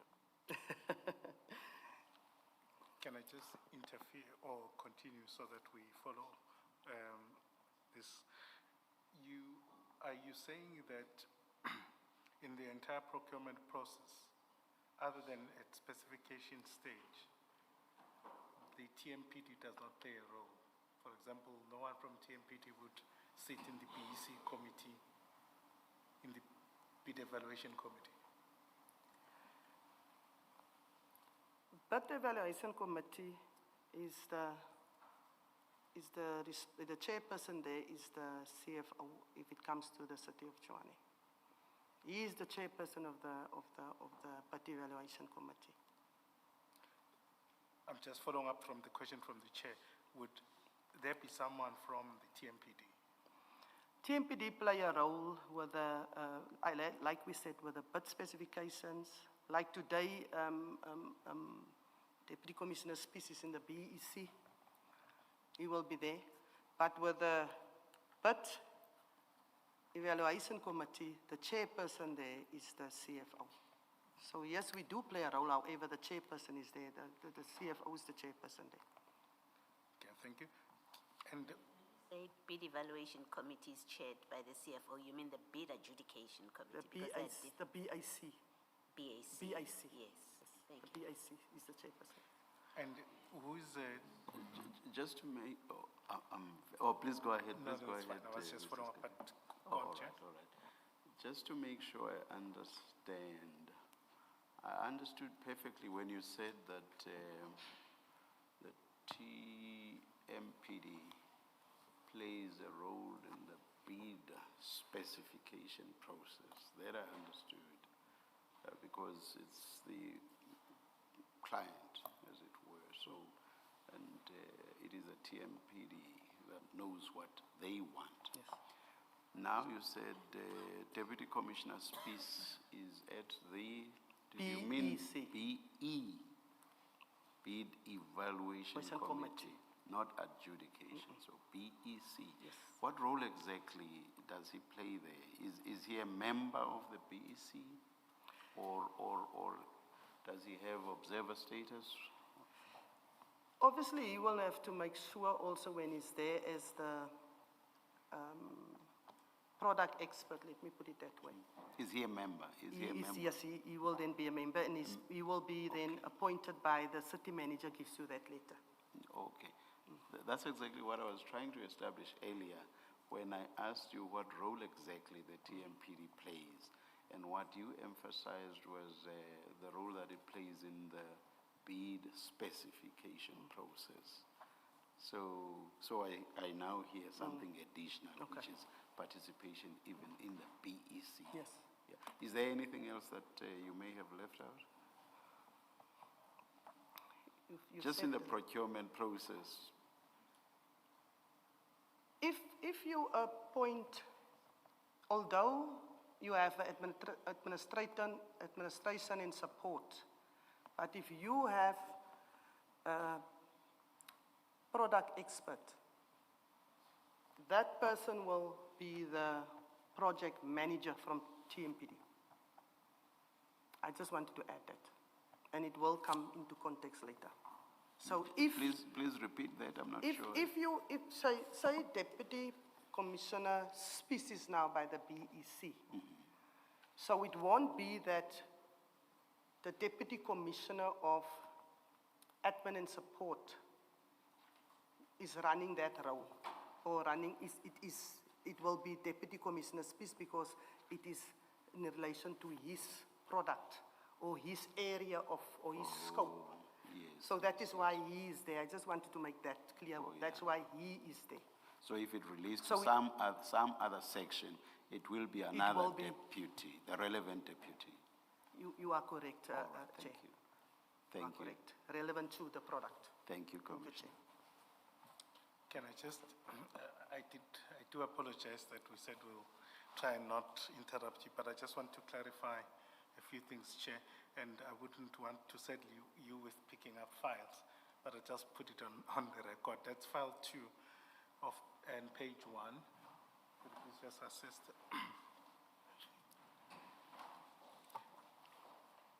Now, this is at specification level for the initial tender, the security tender. Let's just, page 1 of file 2.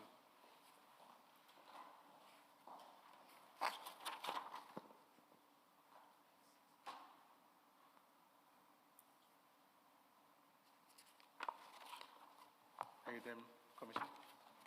I'm there. Thank you. So you'll see this relates to, you'll see that relates to the security tender TMPD 02, 2015-2016. The number before the years 2015 2016 is smudged. Yeah. On my copy, I assume it is the same with Apologies, Chair. I'm just making one point. Truly, it's not relevant as such. But what we. But from the content, do you agree with Mr. Skakane that that's the tender? I just want to, Commissioners, as you can see there, if you go to contact person, for example, and the person there, as I explained now, that was the product expert. Before you go there, do you want to please confirm what Mr. Sikakane wanted you to confirm, which is the tender number? Whether it's what, 02, Mr. Sikakane? Is it?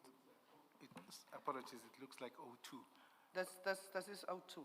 Yes. Oh, okay. Yes. All right. All right. Essentially, my point is that obviously this relates to guarding services. But what we see there is a certain, as a contact person, as you've started, is Director Malachi. Who's Director Malachi? Director Malachi is the Director for Protection Services by APSS. And ordinarily, does he report to you? He reports to Deputy Commissioner Spies. Okay. And then, so this is at this point of specification. If we go further, at page 202, I do apologize. Where do we see here, Mr. Kakane, that this is about specification? Just refer us to the relevant part. Oh, apologies, Chair. I think it's literally from the point where it's starting from what's this thing? Compulsory briefing session for the tender.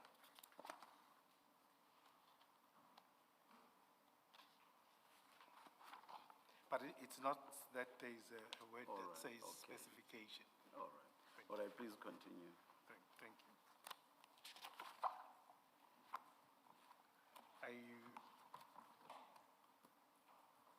I'll refer to Chair, but at 202, this is the process. This is where this tender is being at valuation level, and it states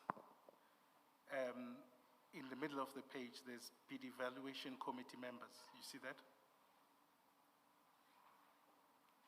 Yes, I see it.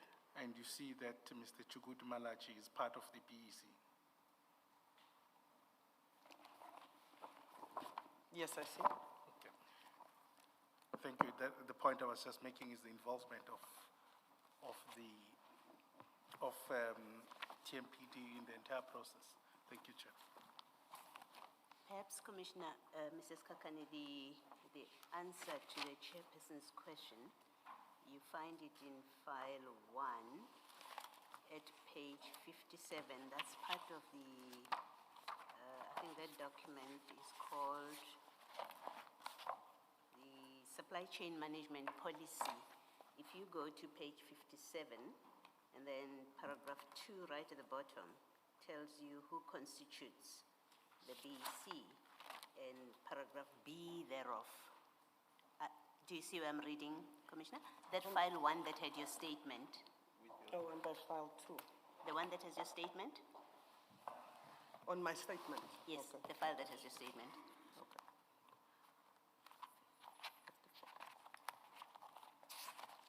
Thank you.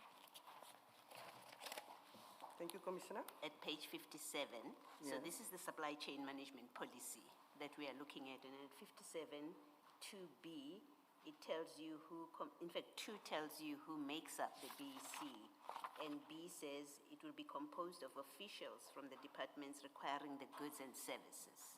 I think that's the answer to the chairperson's question. Who is in the BEC and what is their role? You see that? Yes, I see that, Commissioner. Thank you. I see that, Commissioner. Thank you, Yes. Mrs. Kakan. Thank you. Please Thank you, proceed. Commissioner.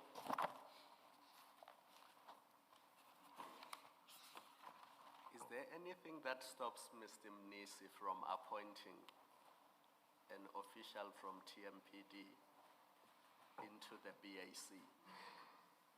Is that precluded? Because he's the one who constitutes these committees. Is there anything that stops him from appointing the same Mr. Malachi to be a member of the BAC? Commissioner, if I can see what you are referring to, then I can maybe. I know that evidence leader has now pointed out in terms of the BEC and as well as the BS conditions that was now that Commissioner Baloy has now made clear here. If there's any way that if we come there, if you can just point that out for me so that I can just look at that evidence. So in page 57.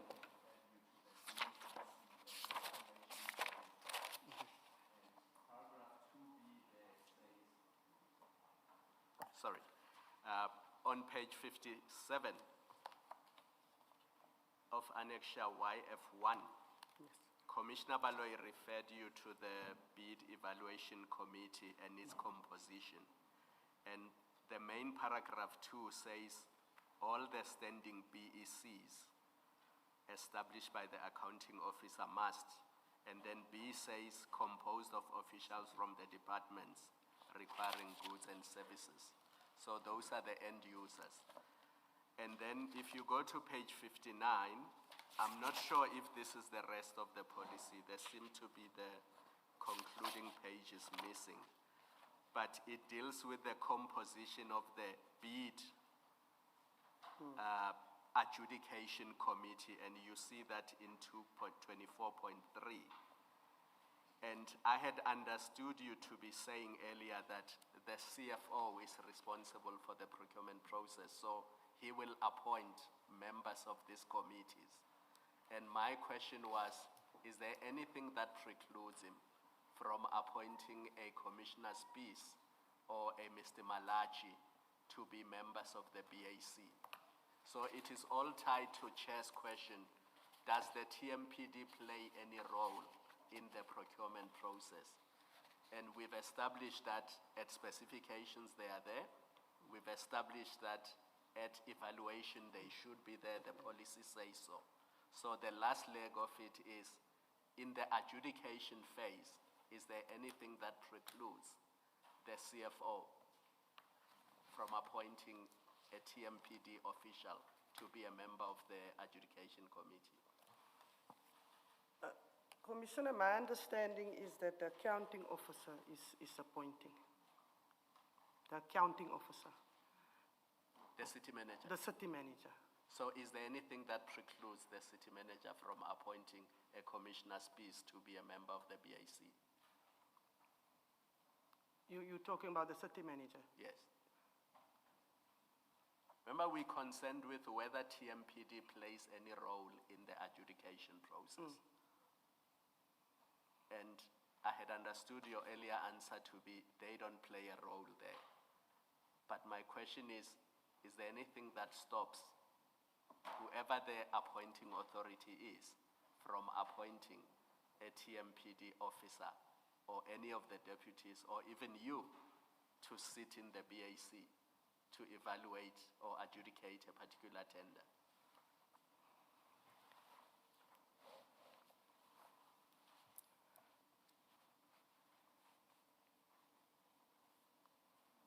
And to be fair to you, Commissioner, if you are not sure, maybe you can provide the answer at a later date or through a supplementary statement, because it's going to be important when we make our recommendations.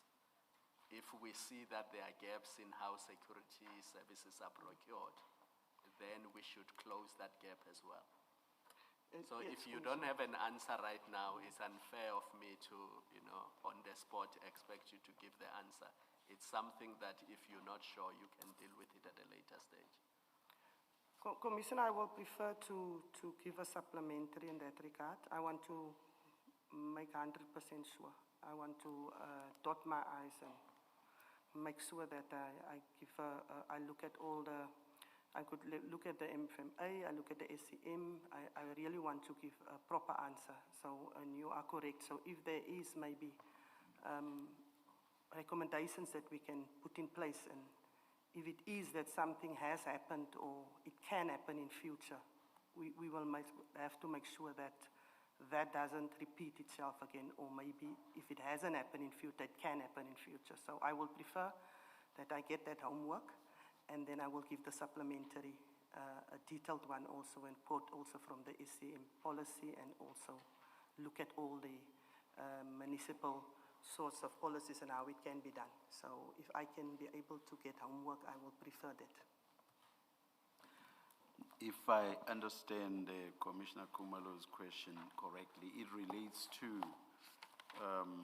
the appointment of members of the bid adjudication committee. I want to take you back to the BEC, the bid evaluation committee, and paragraph 2 at page 57, which Commissioner Malloy referred you to. I see there's reference there to the word standing. All the standing BECs established by the accounting officer must, then AB, and so on. I just want to focus on the word standing. What's the import of that word here? Does it suggest that there are standing BECs and also ad hoc BECs, or what exactly is the import of that word? Commissioner, how I understand it, if you in that relation, it must be a BEC that is obviously signed off by the accounting officer. I cannot have my own BEC. It must be standing BECs established by the accounting officer. That is how I understand it. My main two words I'm taking from there, or three words, is it must be established by the accounting officer. Yes, I do realize, of course, that as the commissioner of the TMPD, you are not necessarily an expert in procurement, so perhaps we are putting you in a difficult position. No, that is to very the good, extent, Commissioner. sorry. Sorry, you said what? I said, no, Commissioner, this is very good. Yes. You cannot walk away from here and you don't learn. Yes, Or maybe you've read it. I've read it 1,000 times. Yes. But I see commissioners breaking it down. So it gives me. I'm learning something, and it's good to learn. Yes. So as you say, that I'm not an expert when it comes to supply chain management, obviously. Yes, of course, it does not, I'm not suggesting that you know nothing about it, not at all. Perhaps when you do that supplementary affidavit, you may also just want to touch on the import of the word standing in 24.22, paragraph 20, clause 24.22. But of course, if somebody with more knowledge on matters relating to procurement will be called, then is that person who may Don't give my homework away, Commissioner. The necessary evidence So in this I will write it out 20 times, Thank and you. I won't forget. Thank you. Yes, Mrs. Kakane. Sorry, before that, maybe Commissioner, as you do that exercise, you should look, when you look at 24, 1B, it's the one that speaks about a standing bid evaluation committee.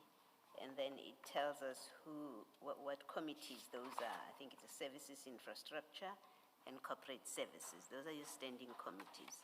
And then when you then go on to another paragraph, 25.15 at page 59, it says the accounting officer may appoint other special BECs as and when the need arises. So keep that in mind. But also look at the functions of the standing committees. So for example, you will find somewhere that the corporate services standing committee, BEC, is also responsible for TMPD tenders, among others. So maybe that whole 24-25, look at that as you try to resolve who's responsible for what. Thank you, Commissioner Balwa. I'll do that. Okay, thank you. Thank you, Commissioners.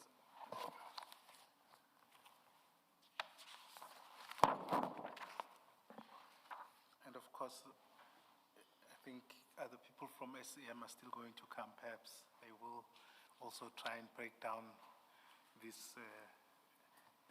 issues about the BECs. In terms of the budgets, from the specification stage onwards, how do you have any knowledge how that is dealt with? So for example, for these security services, what informs the budget and how far, what powers would the user department have in relation to budget? So for example, if it's 800 million, how would it be determined? It's the amount of sites that is allocated, and then how many sites that needs to be guarded. And then obviously it will be make sure that how much the amount that must be paid to the service provider, how many cards, and then that will be you will times that per month, and then obviously by 12. So that actually informs the budget. Yeah, okay. Then what I'm trying to get at is whether, for example, let's say a certain official that is responsible, Mr. Malachi, for example, and I'm not picking on him. He would inform in the specification meeting or committee that we require this budget for these services or for this tender, and then let the other members know that this is what we require, let's say 800 million, and then who has the final decision on the actual funds? That would be the value. Would it be the CFO? The budget will, it's every year, so the budget is already there. So in terms of how many, we've got, as I said, we've got in-source security, that is, we've got in-source and outsource security. Now the in-source is the 1,271 that we have. So and perhaps maybe let me clarify my question, and I do apologize. If in a scenario where the budget, is there no way of checking whether the budget requested is higher than what it should be?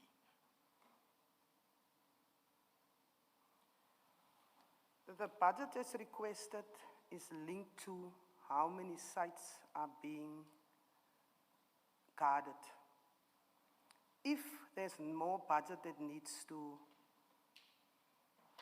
that is required, for example, if there may be,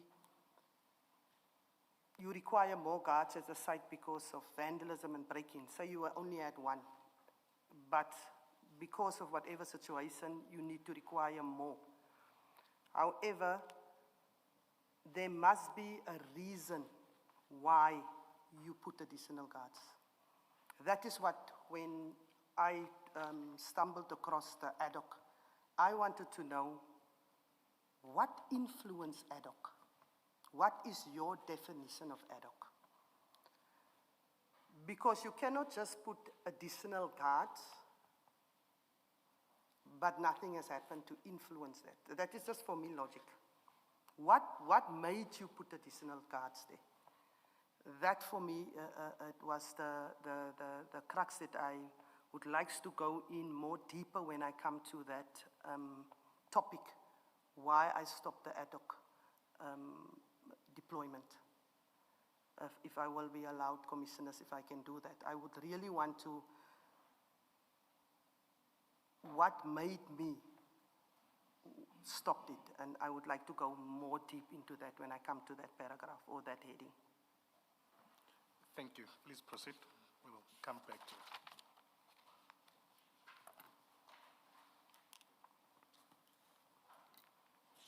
So you had, I think you will start with paragraph 21.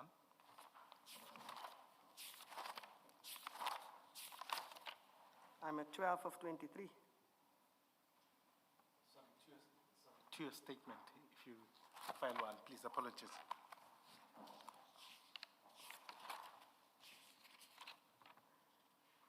That is file one, so paragraph 20, we were dealing with paragraph 20 of your statement? Yes, paragraph 20. Proceed to paragraph 21. In my capacity as the Chief of TMPD and the accounting officer, I do sign service level agreements drafted by legal services and supply chain management, which relates to TMPD insofar as I may be so authorized directly or through a delegation. Where necessary, I delegate signing powers. This is probably a small matter, but I'm used to the concept accounting officer in relation to TMPD. In this to TMPD. Yes. Is that term yes, ever used? Is it ever used? I know of only one accounting officer, which That's the would city be manager. the city manager, yes. So in my capacity as the Chief of Police of TMPD, comma, I do sign service levels agreement. I'm not saying you're wrong, you know it better. No, I think, it's no, just Commissioner. It's just that I'm not used I agree. to... Yeah. I agree, Commissioner. All right. So we scratch out and accounting officer. And accounting in the officer. sentence. Agreed. All right, thank you. Agreed, Commissioner. Thank you.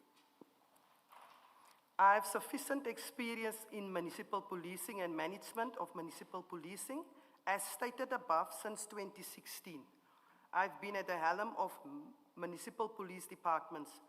This position requires you to have ultimate responsibility and oversee the running of the department.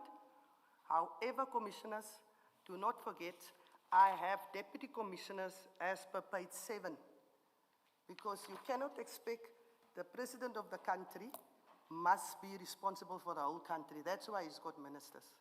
So the same with me. I'm not abdicating my responsibility, definitely not.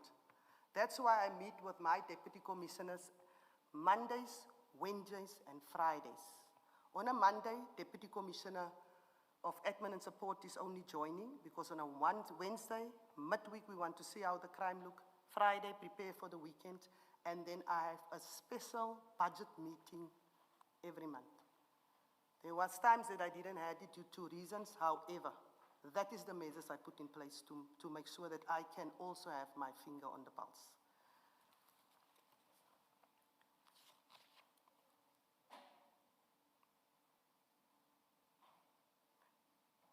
I must continue to caution that my role is management, and therefore I rely on the information provided to me from the deputy commissioners or acting deputy commissioners or any other person who is authorized to perform such. You must also be aware of the various dynamics that have plagued municipalities, such as fraud and corruption. Procurement best practices in terms of the law, regulations, Apologies, Commissioner. Chair, I'm not certain where the time for breaking, whether it would be 11 or 11:15 before we start this new topic. 11. So you, 11. or you want us to may I request adjourn that now we break before at we this start point? the procurement best practices? Correct.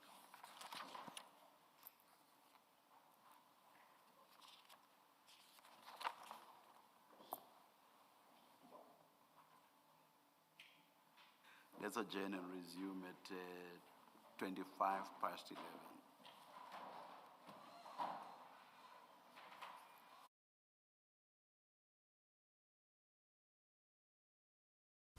All right, so 4 minutes to 11 here on SAfm.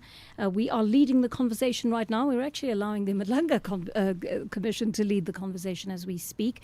We have heard the details around Yolandi Farrow's role, or the TMPD's role in the tender process. You remember the EMPD had its airtime a few weeks ago, and now the Madlanga Commission has taken a break. It is resuming this morning, and we have had Yolandi Farrow giving details about the Tshwane Metro Police Department's role in the tender process. And they spent a great deal of time talking about accreditation, security clearance, and the like.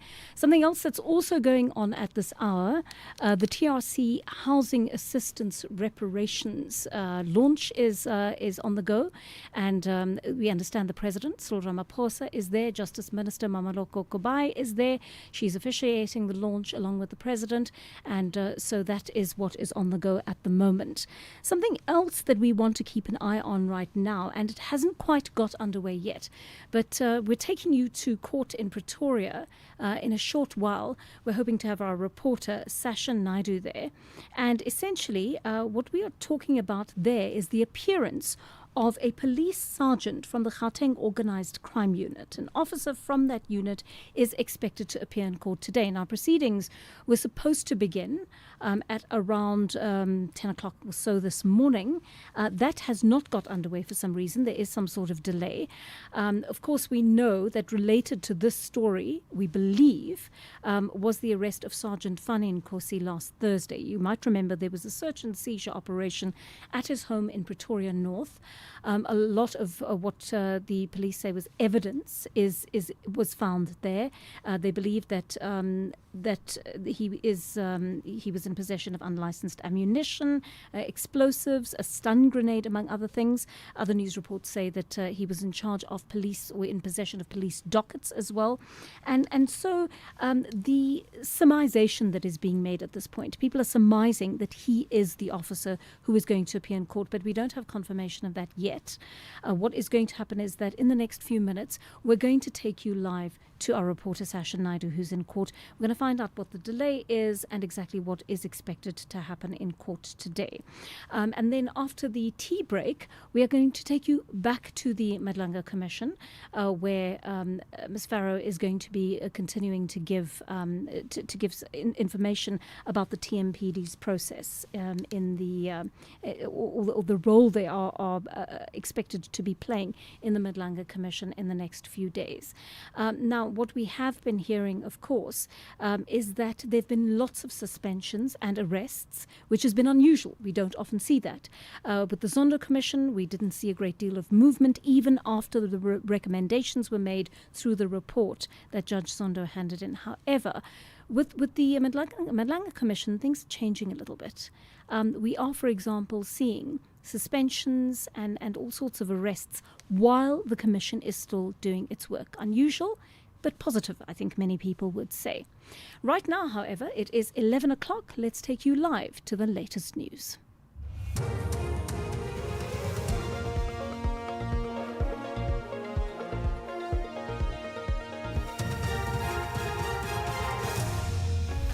Thanks, Joanne and the team. Top stories this hour. Madlanga Commission hears testimony from TMPD Chief and Mutlakeng residents protest against crime.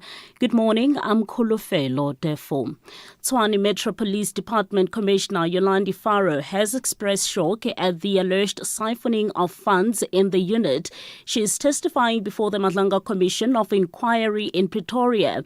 The commission is focusing on alleged corruption and tender manipulation in the city of Tshwane and the Metro Police Department.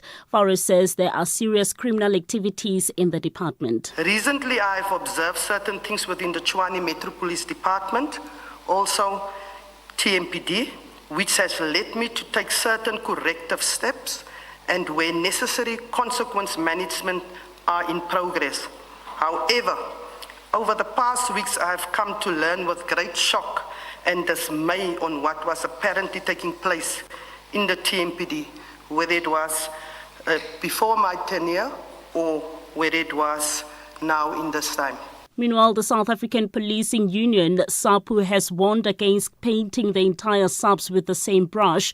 This as some police officials are appearing in court after being accused of corruption.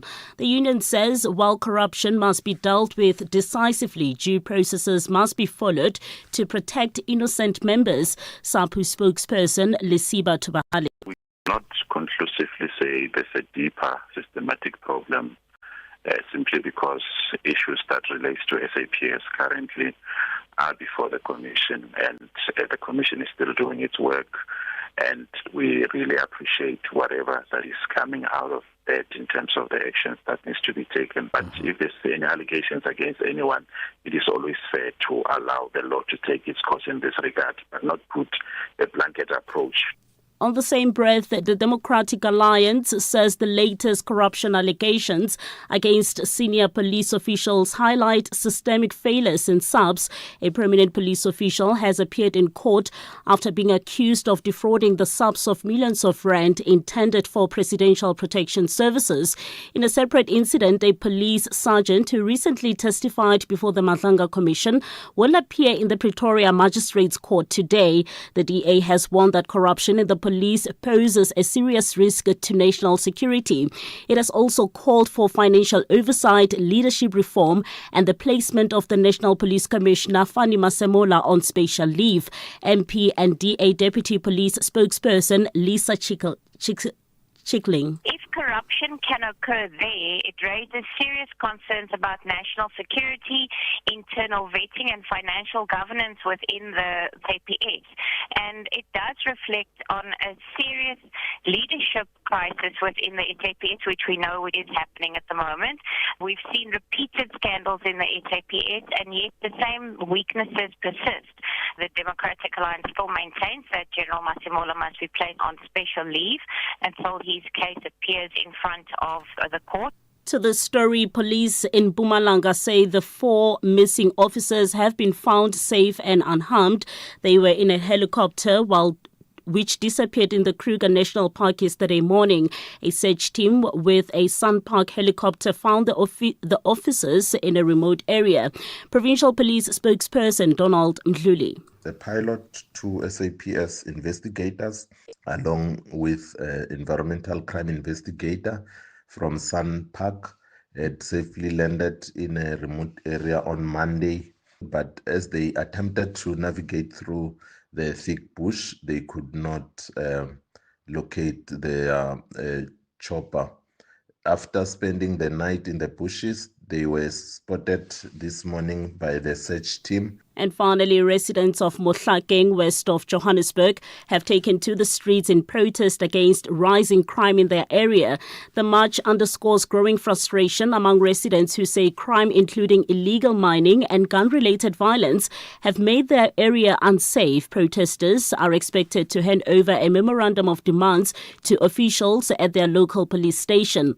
They are calling for faster police response to reported crimes. TD Moyambo is one of the protesters. We really need help here, and we are pleading to the people above that they must attend to us as community of Mohlakeng, that we are experiencing a huge problem of crime. It's several problem challenges that we're having, like I've mentioned a few of them all. We want Mr. Kashalia, we want our Premier to come and address us, to come and see what is it that we want. We also want the Sandef, not at Sporong like they've went before. We want them here. They must come and sweep Mohlakeng. The top story at 11, Tshwane Metro Police Department Commissioner Yolandi Faro has expressed shock at the alleged siphoning of funds in the unit. Headlines at 11:30 or when it happens. For SAfm News, I'm Kolofelo Defo. SAfm. Prime time all day long. The Daily Discourse on SAfm with Joanne Joseph, unpacking the issues that matter. The Daily Discourse on SAfm, weekday mornings from 9 to 12. 6 minutes past 11 here on the Daily Discourse with me, Joanne Joseph. Thank you very much for joining us. We're keeping an eye on a number of stories at the moment. Firstly, the Madlanga Commission has taken a break for now, their usual tea break that they do at this time of the morning. And let me tell you who we have on the stand this morning. We've got Ms. Yolandi Faro. She is in charge of the TMPD, and she is going to be, or she's been speaking in the last few minutes actually for just over an hour about security clearance in regard to the fact that it has to be secured before, and it's got to be compulsory before any kind of information can be shared. And so that has occupied quite a lot of the Commission's work this morning. Something else that we are going to be following for you is the TRC story, housing reparations that are being handed over right now, and the President and Minister Mameloko Kubai are at that gathering right now. A number of families are gathered there, and hopefully we will see that unfold as well in the next few minutes. Something else that we continue to follow for you is a story that should have kicked off a little bit earlier this morning. It is a court case that is happening in Pretoria, and what we understood when we woke up this morning was that a Gauteng organised crime unit officer was going to appear in Pretoria today. So let's just find out what's happening in court. Our reporter Sashin Naidu joins us on the line now. Sashin, good morning to you. Just give us a sense of what is happening there. Have proceedings got underway? Hi, good morning, Joanne. So basically, we are still waiting for the docket to arrive here at the Pretoria North Magistrates Court. We do understand that the sergeant in question is currently at court in the holding cells. We do not know exactly what time the dockets will arrive. And however, what I can tell you is that this sergeant is facing quite a string of charges. Yes. And those include defeating the ends of justice, theft, possession of illegal ammunition, as well as improperly securing a firearm. Because as you would know, in a home setting, a firearm must be, kept in a safe, locked safe. However, this firearm was found, just laying around the house. So he will be expected to appear today. And we do understand that it is possible that he may, in fact, also make a formal bail application before the court. Any idea why the delivery of the docket has been delayed, Sashin? So basically what happens with first appearances, they normally start after 11 because there is quite a process from the holding cell to the court in terms of the docket. So it has to get processed, then a court has to be allocated and a magistrate has to be allocated and so on. So we do generally see first appearances starting a bit late. However, we are just after 11 o'clock. So hopefully within the next hour or two, we will see, him appearing in the dock for the first time. And of course, there's a reason that we are not naming the officer at this point. It's because, of course, we cannot actually name a suspect before they appear in court. Yes, that is correct. So once he does step foot in court and the charges have been formally laid out, against him in court, then we will, in fact, be able to name him. However, what we can say at this stage is that the suspect has been appearing before the Madlanga Commission just a few days ago, a few weeks ago, and he is quite, a prominent figure that has been highlighted at the Madlanga Commission. Right. I mean, there was also some criticism along those lines that police are trying to protect his identity because he's one of them. I mean, so those accusations are justifiable in any way, or are they simply in accordance with the law in a case like this? No, I wouldn't say that, the police are trying to protect him and so on, because we have seen quite a number of high-profile police officers being arrested over the years and appearing in court. However, they are today following procedure by the book, I could say. And once he appears in the next few minutes or so, then, we will be able to name him and so on.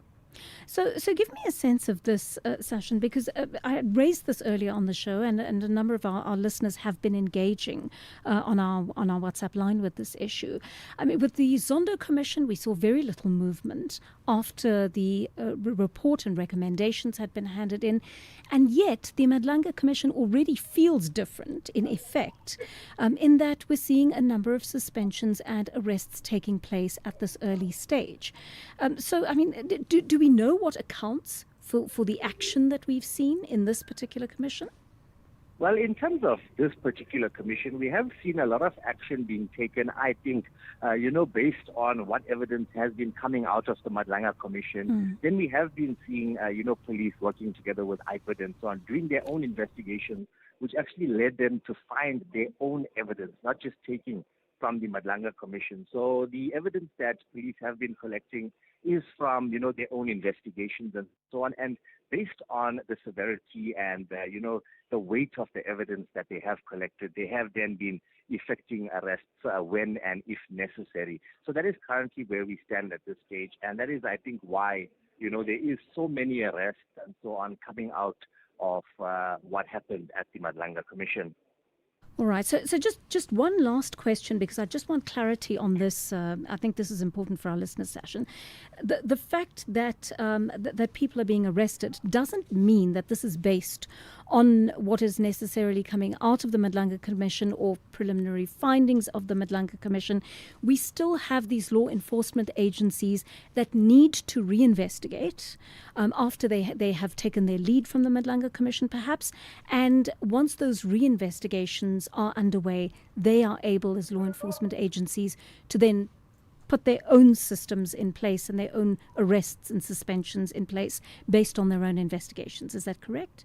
Yes, that is correct, Leanne. So basically what we are seeing is that the Madlanga Commission is basically opening the doors to police to say, okay, this is what we must focus on, this is where we need to look, and this is where the investigation really needs to to take center stage. So that is what we have been seeing over, the last few months in terms of all of the arrests that came out of what started from the Madlanga Commission. So police are taking this quite seriously. It isn't just a commission where we are seeing just talking heads and so on and nothing's being done. This commission, we are really seeing action coming out of it, and arrests are being made, and investigations are ongoing. So as the commission continues, we are likely to see quite a number of more arrests taking place. Sasha Naidu, thank you so much for bringing us that update live to us from Pretoria there, where a case is about to get underway in court. As Sasha has told us, they're waiting for that police docket, but we understand that a Gauteng organised crime unit officer is going to be appearing in court in Pretoria today. Sasha will bring us updates throughout the day. Call SAfm now on 086 000 2032. Right, we've been hearing from you over the course of the morning, and thank you so much for sending those voice notes through while the Madlanga Commission coverage was underway. Let's listen to some of your voice notes now. Hi, Joanne. I've just listened to Russell's call, and I completely agree with him. And I think this sounds almost like a conspiracy kind of approach and view, but the only people that will benefit from this war is actually America, because financially they are gaining when the oil price goes up. And if you watch the stock markets, people are making money out of this. And I just can't help but think that there's some other ulterior motive around all of this, and innocent people are their lives are actually being completely destroyed. That's just my view. Thank you so much for that. We'll keep taking those voice notes and we'll play them as soon as we have time to during the course of the show. Some important points being made there about who stands to gain from this war on Iran. There are even movements within the United States that are now saying, look at what this war has cost us. Never mind what it's costing the people of Iran. That in itself is quite an issue. But people, American people, ordinary people, are starting to ask, what do we stand to gain from this? We've lost 13 of our soldiers. People have had to be evacuated from other countries in the Middle East where the United States citizens are represented. And it's become a real problem for the United States that no one can see an end in sight. Let's listen to another of your voice notes now. Good morning, dear. I'm happy that this commission, both Madlanga and ad hoc, are bearing fruits now. So actually I'll be happy if everybody who was called and who was implicated in corruption behavior should be brought to book. Everybody. Yeah, they must be brought to book. At least, unless they are unlike the other one that we had before, Zondo Commission. It was strategized to humiliate some individuals. Yeah. At least we're seeing the results. Thank you. This is a population tracker. Thank you so much for sharing your thoughts with us. I think we're all a little relieved to see some movement with this commission already underway. I mean, you think of the hundreds of millions that are spent on these commissions, on hiring the venue, on making sure that the security is tight, on making sure that the prosecutors are paid, and every aspect of this runs into millions for our country. If we are not prepared to act on what comes out of these commissions, on the recommendations that are made in these reports, we are literally, we might as well be throwing millions of rands that could be used for social services, for example, down the drain. And so it's really important that this does happen. One of our listeners, Salim Adams, says, "Hi, Joanne Joseph, you are doing well, loving your show. Thank you so much for joining us on this first day of the Daily Discourse. It really has been lovely having all of you along. And we will continue to have these conversations throughout the week. So do join us. The first hour of our show for the next few days is going to be dedicated to covering all the top stories and hearing from you. So your opinions really do matter to us." Krish Govender from Durban says, "Great start, JJ, on the new DD show." We've already got an acronym, it appears. Avid listeners like me will not be disappointed. Best wishes. Thank you very much for that, Krish. And some lovely some other messages as well. One of you has asked, what has happened to Kathy Motlatlana? So no, fear not. She is on the morning show. She's doing breakfast this morning, having a very early wake up on your account every day. So please tune in the morning to make sure that you catch her show as well. Hi, my lady there. It's Willie in Kuma. Look, lady, I'm responding to the police spokesperson who feels bad when we complain that really there's a lot of corruption executed by the police. And then he says we shouldn't use a blanket approach. It's not all the police. We're not saying it's all the police, but now this police corruption is getting deeper and deeper and deeper. Masemola, it's an example or the point in case. Thanks. It's Willie and Kuma. Willie, thank you so much for that. I mean, I think, I feel like we've known this anecdotally, perhaps, over a number of years. We've known that there was an underlying problem. And I mean, we've long had this joke about being stopped by police and asked for a cool drink, right? And I think about that little joke we used to make all the time as South Africans. It was, in a way, a signifier of something far more serious, that we knew that there was corruption in the police. But if any of us could have actually come out and said at that point, we understand the depth of it. If we understand the depth of what has happened, across law enforcement, stretching all the way to the judiciary that we once believed was a paragon of justice and fairness, we did not have a clue. We did not have a clue as to the extent of it.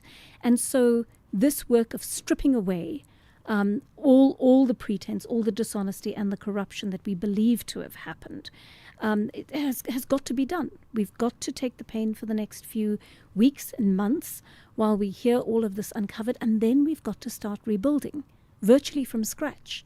Willie, I often think about that, and I think, how are we going to rebuild the system? We're now watching it being unraveled before this commission. The faith of South Africans in any law enforcement institutions has been so deeply shaken to the foundations. How are we going to rebuild justice in our country? That's an important question that we need to ask ourselves. Let's listen to another view of voice notes. Welcome, Joanne, and we look forward to hearing from you for a very long time. But please don't take our Madlanga away from us. Please, that's our daily dose, and we are missing it so much. Please. It's Andrew from Butterworth. Andrew, you are clearly a Madlanga addict. One of my friends just wrote to me and said she gets her daily updates every day from her parents, who are watching the Madlanga Commission like it's a soap opera. So I think people all over the country are absolutely glued to the commission. Andrew, we're trying to bring a balance. We do need to cover a number of other stories that are dominating headlines in the country and around the world. So we're doing our best to satisfy your desire for Madlanga, while at the same time bringing you the other news of the day, because it's important that we have a holistic view of everything that's happening in the country and around the world. But I promise you, we will at the very least continue to bring you regular updates of what is going on at the Madlanga Commission.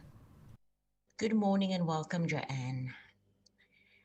Yes, I hear you saying that we also need to, change our thinking around matters and sort of almost rid ourselves of our old way of thinking.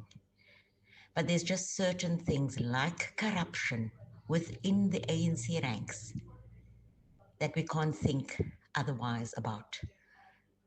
I mean, that we have to think about strongly and voice our opinion strongly. So I hope that is understood as well. But welcome, Therese Cape Town.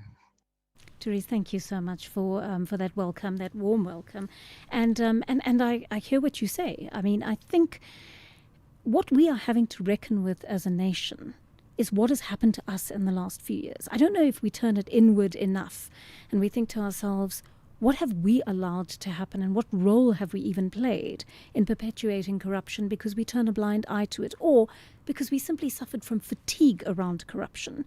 For the last more than a decade, I would say the last couple of decades at the very least, and whisperings of corruption in the previous decade, we've grown acquainted, we've grown much too acquainted with corruption as if it's a character in our society. But it's a spectre that is decimating our society. And I often wonder to myself, how are we going to rebuild our own personal set of values as we move forward as a nation?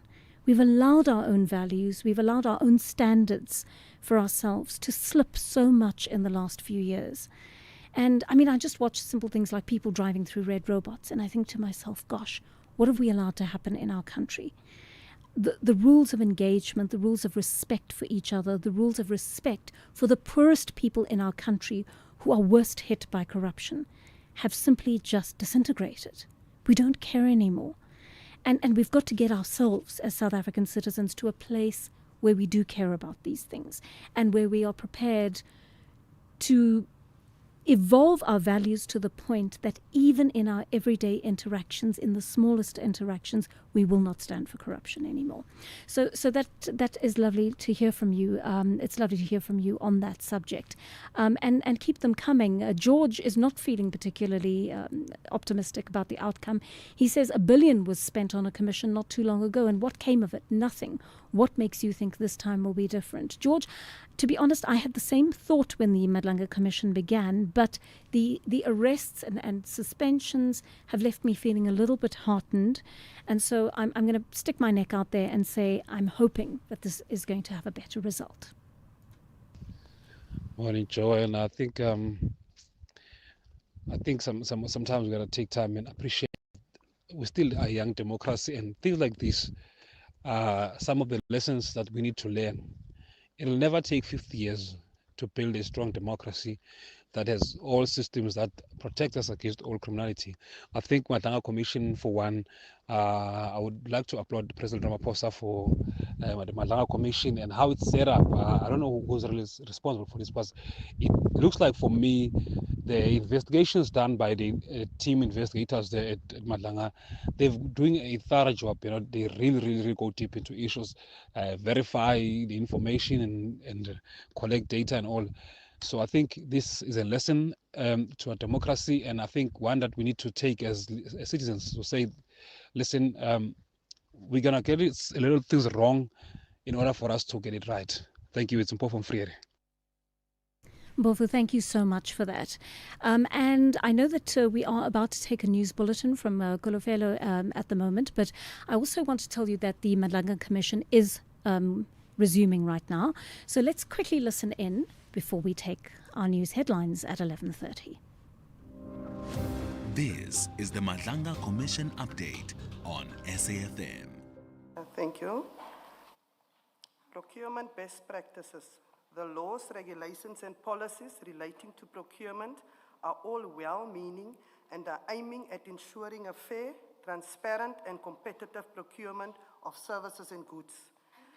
This originates from Section 217 of the Constitution of the Republic of South Africa of 1996, which we also know as the Constitution, which demands that procurement for goods and services by an organ of state must be done in accordance with a system which is fair, equitable, transparent, competitive, and cost-effective. In terms of Chapter 11 of the Local Government Municipal Finance Management Act, number 56 of 2003, the MFMA, deals with the procurement of goods and services for municipalities. Section 111 thereof requires each municipality to have and implement a supply chain management policy Successor policy must be fair, equitable, transparent, competitive, and cost-effective. Section 112 sets out what the policy should cover, and I need not regurgitate, save to the highlight the following which is required that the policy should cover. The range of procurement processes that the municipality may use, including tenders, quotations, auctions, and other types of competitive bidding. Procedures and mechanisms for each type of procurement process. Open and transparent pre-qualification processes for tenders or other bids. Bid documentation, advertising, and invitations of contracts. Procedures and mechanisms for the opening, registering, and recording of bids in the presence of interested persons. The evaluation of bids to ensure best value for money, negotiation for the final terms of contracts and approval of bids, then compulsory disclosure of any conflicts of interest in respect of prospective contractors and exclusion of such prospective contractors from the tenders or bids. Participation of persons who are not officials of the municipality, and measures for combating fraud, corruption, favoritism, and unfair and irregular practices, and the promotion or the promoting of the ethics of officials and other role players involved in the procurement process. The city has adopted a supply chain management policy, marked herein as Annexure YF1, which is in line with the Constitution and other application legislation, national and local regulations, ordinance, circulars, and policies relating to procurement. The city supply chain management policy has been reviewed and amended from time to time. For present purposes, I will rely on the latest one, which has been adopted by the council. The policy identifies the following as pillars of the city supply chain management. Number 1, or 26.1, fairness and equity. 26.2, transparency. 26.3, competitive and cost-effective. And 26.4, value for money. Paragraph 27. Further, the policy sets out the principles which include accountability, efficiency, effectiveness, fairness, legality, transparency, responsiveness, informed decision-making, integrity, consistency, competitiveness, and sustainability. Paragraph 29. In terms of paragraph 9 of the policy sets out the roles and responsibilities for the various role players in the procurement process. In respect of each, I point out the main responsibilities. Paragraph 9.1, the council must maintain oversight over the implementation of the supply chain management policy. Paragraph 9.2, the executive mayor must provide general political guidance over the fiscal and financial affairs of the municipality as per section 52 of the MFMA. In this regard, he or she may monitor and oversee the exercise of responsibilities assigned to the accounting officer and the chief financial officer, but may not interfere with the exercise of these responsibilities. Paragraph 9.3, the accounting officer is obliged to develop and implement an effective and efficient supply management system that is fair, equitable, transparent, competitive, and cost-effective for the acquisition of goods, services, and works. Paragraph 9.4, the Chief Financial Officer is administratively in charge of the Budget and Treasury Office. He or she must perform budgeting, accounting and analysis, financial reporting, cash management system, debt management, supply chain management, financial management, review and other duties as may be delegated to him or her. It is imperative that there is compliance with procurement processes and principles to ensure that the city, and more relatively, the TMPD functions optimally and properly. Ultimately, the city and or TMPD will procure services and goods in a manner that will be cost efficient and therefore fulfill its mandate in line with the pre-approved plans.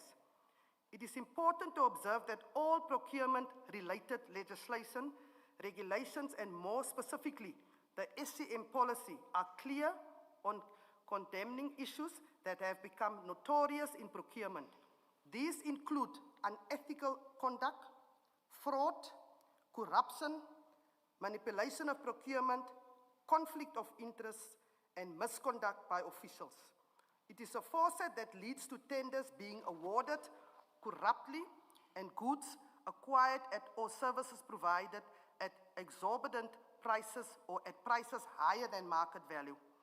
This will exhaust the budget and resources, thus leading to the inability of the municipality or the TMPD in this case to meet its obligations. Moreover, when tenders are awarded in this fashion, the expenditure will be irregular, fruitless, and wasteful. The foresight usually leads to qualified audits from the Auditor General. I now want to turn to deal with the unit which is responsible for asset protection. I want to start with the handover of the... Commissioner Farouk, just before you move on, just as a way of understanding, within TMPD, I would take it obviously you try and ensure that these values and principles are adhered to. Yes, okay. I agree. All right.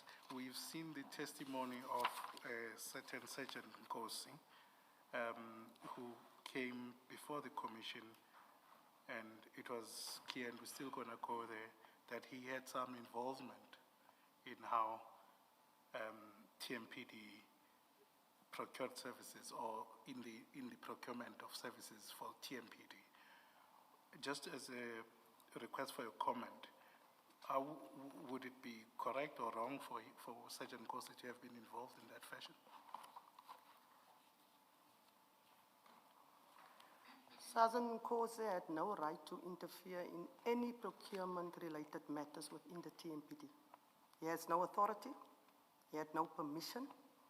I was not aware that he is busy interfering. I don't know Sergeant Nkosi. I never made contact with him. The first time I saw Sergeant Nkosi was on the Madlanga Commission. So I want to state it categorically. He had no authority to interfere in any TMPD procurement-related matters. Are there other Sergeant Nkosis who are interfering in TMPD processes? We've only seen one so far. My worry is that could be the tip of the iceberg. Commissioner Kumalo, if there's any other persons that is interfering or think of interfering when it comes to TMPD procurement issues, we will deal with them. Has any politician or political party or somebody outside of the TMPD ever given you an instruction to support any service provider or to appoint any individual to a particular position? Have you, since you have been head of TMPD, ever received pressure from a political party or an outsider to make such appointments, whether they are HR related or procurement related? None has approached me, Commissioner Kumalo, and I don't think they will. So you've never yourself experienced They that have pressure? not approached me. Since I'm here, I've started the 1st of October, 2023. None of them has contacted me. I've met with nobody on or off record. Nobody has contacted me to date, and they will not contact me after today in terms of any procurement-related issues when it comes to TMPD or to assist with HR-related or appointments. No, Commissioner Kumalo, and I am under oath. Thank you. Thank you, Mrs. Scott. Commissioner, you've answered these questions from Commissioner Kumalo, and it's about procurement matters, which is also the focus of your statement. But you would also be aware of our terms of reference, that we're not just confined to looking at matters of corruption that may be limited to procurement. We have a wider mandate that includes infiltration by criminal syndicates, the nature, consequence of infiltration in the facilitation of organized crime, suppression of investigations, inducement into criminal or other unlawful activities, commission of criminal offenses, and then aiding and abetting criminal activity, failure to act on credible intelligence, benefiting financially or politically from syndicate operations. All of that is not directly, yes, it does in the broader scheme of things, encompass procurement, corruption, but what I've read for you now very quickly is wider than that. When it comes to the TMPD, are you not aware of criminal conduct that involves members of the TMPD, even just allegations that would involve members of the TMPD, which is not necessarily about procurement? Thank you, Commissioner Baloy. Commissioner, we have a very active internal affairs within the Tshwane Metro Police Department, headed by Brigadier Danny Manar. Yes, we came across that, especially when I came to the city of Tshwane. And we've dealt with them through consequence management, quite a few. We have to put also measures in place and make sure from the first supervisor, if your member is found wanting, that first supervisor must also be held accountable. You should know where your member is. So we are putting measures in place to make sure that we have a type of a credible TMPD. I do not take kindly to corruption at all, Commissioner. I do not want to see a TMPD officer that's a criminal in uniform. That is not what I want to stand for. We are in charge of the capital city. We are supposed to be the shining star. So we do put measures in place, and we're coming down harsh on those that, even if it's not to do with procurement, anything that is not within the code of conduct and the oath that they have taken, we need to make sure that we are cleaning up. I'm only talking about TMPD, but we must clean up all the Metro Police departments, including all law enforcement departments. We really need to have an introspect and make sure that we do that. We cannot just say it is not happening in my backyard. However, whatever we pick up, not only through the commission, we need to make sure we put measures in place that it does not happen in your department or in your city or even in the country as a whole. I may just follow up on my own question. In evidence about another municipality, Metro rather, there are suggestions, for example, that officers are implicated in truck hijackings, for example. I think somewhere there's been suggestions, not necessarily for that municipality, but suggestions about involvement in cash in transit, facilitating those things. Is this an issue that in TMPD you have had to deal with, or you're aware of suggestions and allegations that your officers, some, may be involved with that? When I came to TMPD, it was September. There was a rest of TMPD officers that was involved in I think it was truck hijacking. Truck hijacking, it was involved. That was my welcome to TMPD. So we are not naive, and we know some of the officers can work together. So we are not naive in terms of that. We do make sure that we put measures in place for that. Complaints, when I came, yes, I received complaints like that. In the last year or two, not so much. However, we are not naive that those things are not taking place. There were certain hotspots that I had to put measures in place, whether it is only where it's only for when bribes are taken.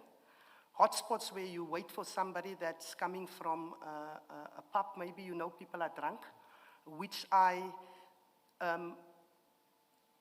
you should not be driving drunk also and not have cash in your car to make sure that you bribe officers. I've requested the officers to actually arrest people that do that. then I will applaud them. If you arrest somebody that's bribing you, not other way around. So yes, Commissioner, we had that complaints. We are putting measures in place, definitely in that regard. I've got the integrity unit as well.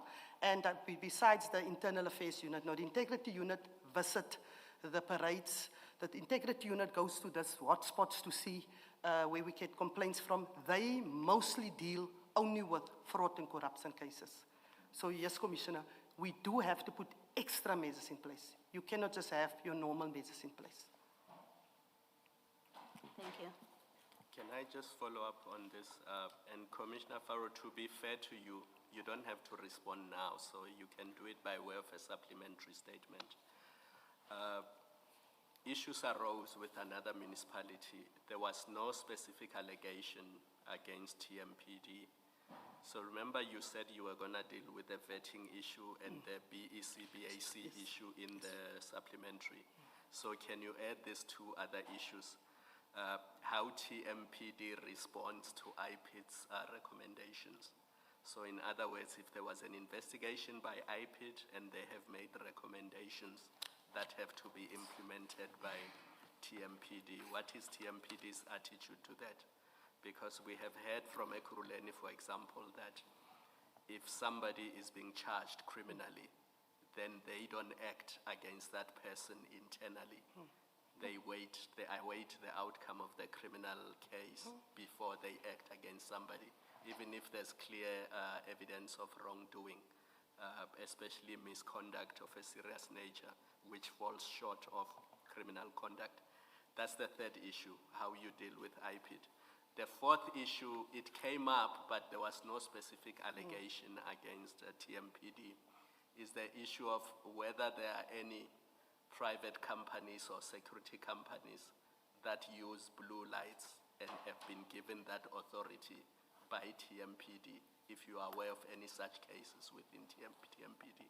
So please don't respond now, it's unfair to put you on the spot, but by way of a supplementary statement, you can cover those issues. I will most definitely do that, Commissioner Khumalo, definitely. And I think the evidence leaders will assist you and remind you if needs be. They don't need to remind me, Commissioner Khumalo, you will have it. Thank you. Thank you, Commissioner. Thank may you. I continue?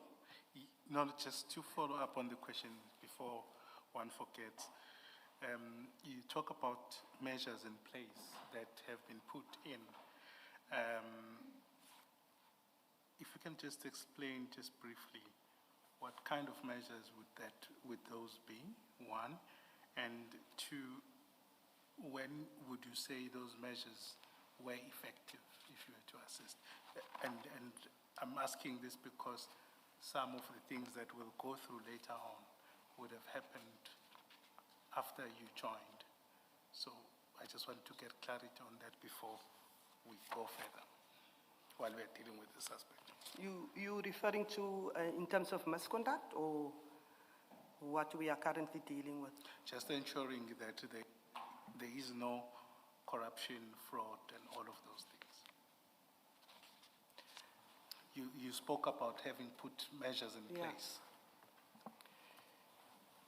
As I said, we want to make sure that like the Commissioner Baloy has alluded to, corruption is not only when it comes to the tender side, and that is this one part of it. Corruption also when you stop a vehicle, when you accept goods that you're not supposed to, and you're not issuing the fine that you're not supposed to issue. Corruption can be anything. Giving information you're not supposed to give to assist in a tender. So, in terms of the discipline side, as I said, we had the integrity unit already in place. However, we also encourage the public to report. We encourage the public to report any form of corruption when it comes to TMPD and not only report it on social media. We want the public to be part of cleaning up any law enforcement. Commissioner, the Tshwane Metro Police Department Commissioner. She spoke much of the morning speaking about procurement, and she spoke about her own lack of tolerance for corruption, saying she will absolutely not allow that. In the last few minutes, she's been speaking about measures that were put in place to deal with corruption at the TMPD. And although those regulations are evolving, they constantly seemingly renew them and review them to keep them up to date. So that is what is happening at the Madlanga Commission that we brought you in the last few minutes. And in answer to a question I asked a little bit earlier, Siyabonga Mzimela from Newcastle wrote to us. This was also on the issue of corruption. And Siyabonga says, to fix our national system properly, first we need to fix our political system, enforcing more transparency perhaps and accountability in our political system, and that will be the success of our country. So I quite agree. I mean, corruption has seeped into every part of our lives just about, Siyabonga, and we do need to start, I think, in the cornerstones of our own homes and in all the spaces in which we interact to make sure that we are not guilty and we are not participating in the act of corruption in any way. All right, so next we are going to our daily book reading. And I don't know if you've picked up a copy of it yet, but Jabu Stone's book titled Turning Passion into Profit has garnered the interest of quite a number of readers in the country. It chronicles the journey of Jabu Stone. He turned his love for hair into a hugely successful entrepreneurial journey, and this is all about it. So we're going to hear more about that, and we're going to hear an extract from that book in just a moment. After that is the news, and make sure you join Sakina Kamwendo for update at noon, just after 12 o'clock. Thank you for joining us here on the Daily Discourse today. Let's do it all again tomorrow. Take care. Get a free optical frame when you get tested at Specsavers this April. Purchase a comprehensive eye examination and get your optical frame free up to the value of 1,000 Rand. Choose your free frame from our wide range of trendy, affordable styles. Get tested today at your nearest Specsavers or book online. Affordable eye care, Specsavers. T's and C's apply. You could win a car. You could win a car. Everyone could win a car. Spar Win a Car is back. Stand a chance to win one of 50 Hyundai Extras when you buy participating products like 2-liter Coca-Cola regular only. Buy 2 for 45, save 14 Rand. Or 120-gram Simba potato chips. Buy any 2 for 33, save 11 Rand. Price is valid from 23 March till 7 April. Shop, swipe and win while stocks last. Only at Spar. T's and C's apply. SAfm presents another episode of the book Turning Passion into Profit by Jabu Stone, read by Samson Khumalo. Please note that the views expressed in this book are not that of the station. Listeners' discretion is advised.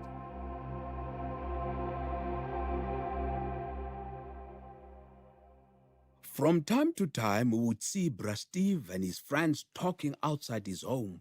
And several times I saw an unfamiliar face, which we got used to, a white man in the company of these great men. Normally, the only time we saw a white man then was when he was dropping his gardener or domestic work at home. For him to stay and have a conversation and share a drink was unusual.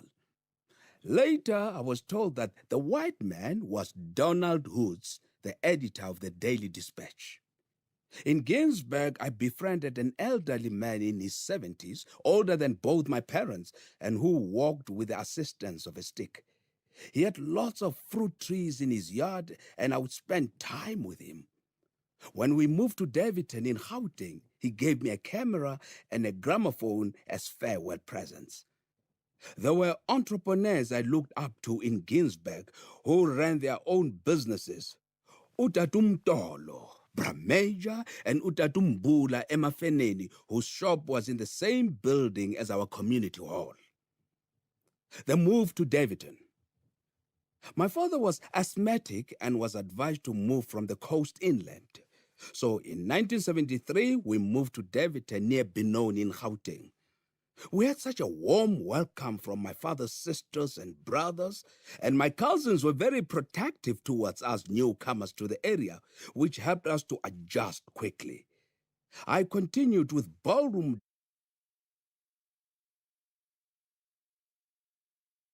Music never sleeps, and neither do we.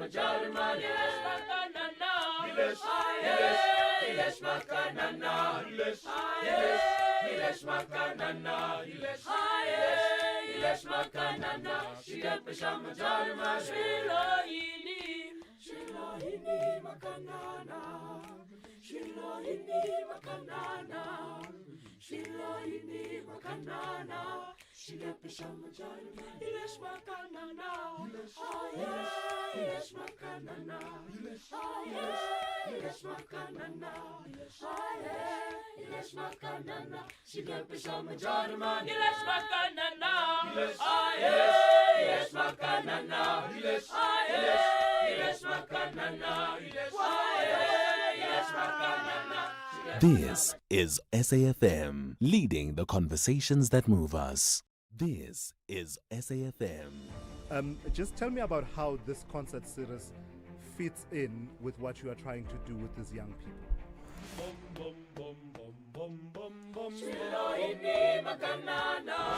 The reality is that private funders do not just thoughtlessly throw their resources around.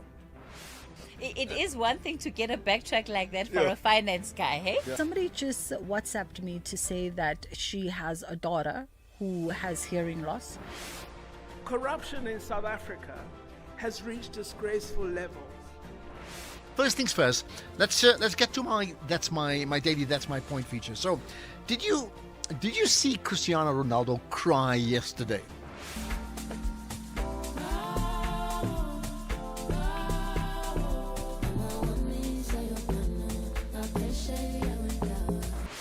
This is SAfm. This is SAfm. Just tell me about how this concert series fits in with what you are trying to do with these young people.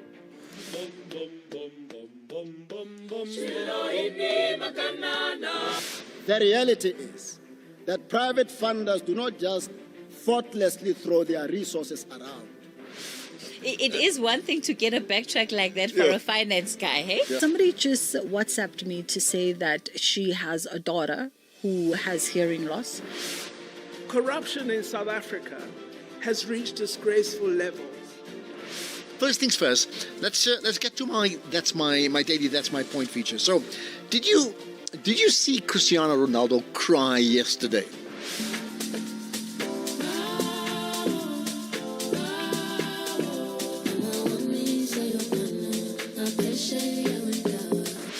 This is SAfm.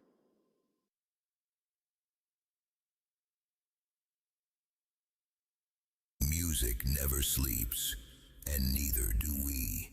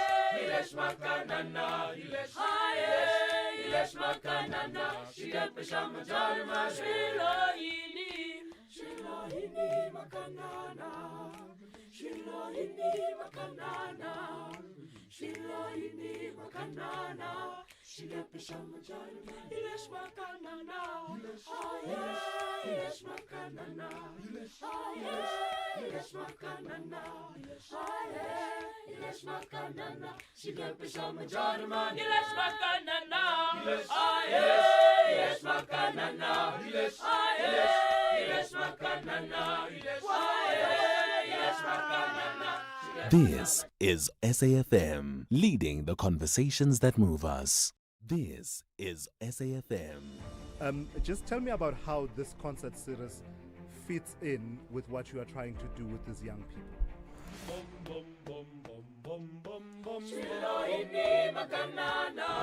The reality is that private funders do not just thoughtlessly throw their resources around.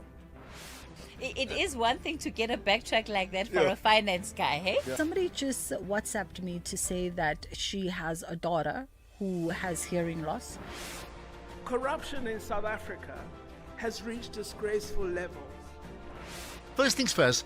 Let's get to my daily that's my point feature. So, did you see Cristiano Ronaldo cry yesterday?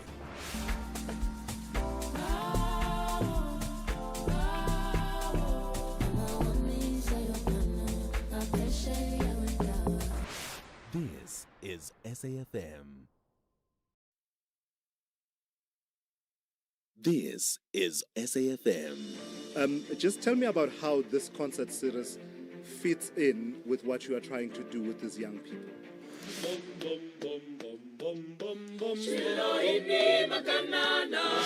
The reality is that private funders do not just thoughtlessly throw their resources around.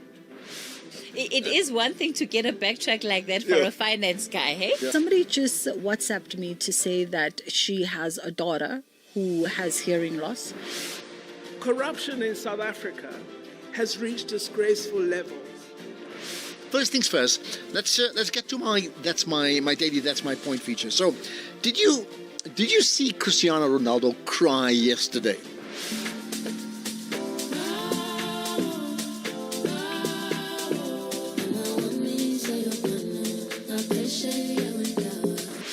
This is SAfm.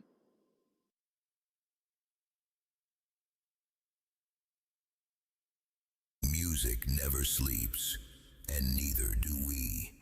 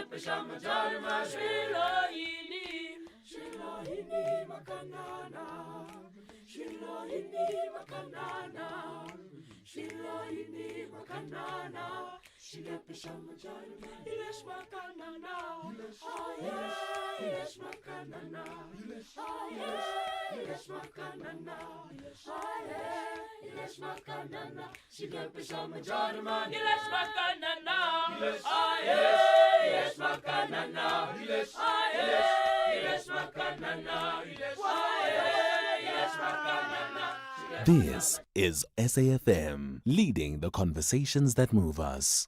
This is SAfm.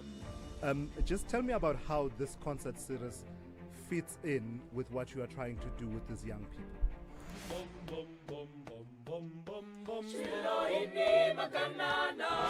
The reality is that private funders do not just thoughtlessly throw their resources around.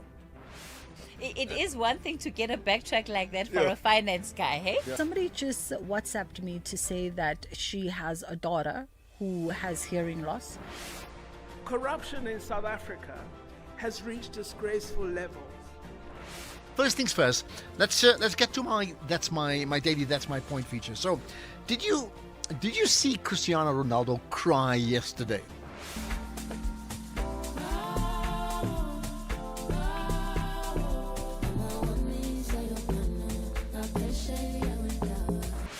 This is SAfm.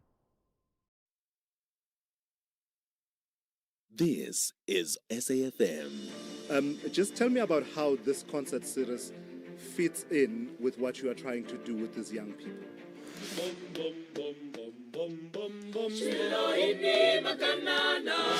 The reality is that private funders do not just thoughtlessly throw their resources around. It is one thing to get a backtrack like that for a finance guy, hey? Somebody just WhatsApped me to say that she has a daughter who has hearing loss. Corruption in South Africa has reached disgraceful levels. First things first, let's get to my daily that's my point feature. So, did you see Cristiano Ronaldo cry yesterday?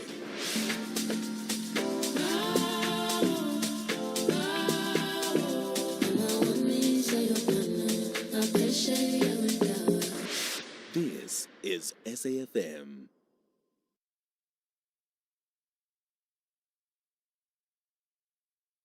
Music never sleeps, and neither do we.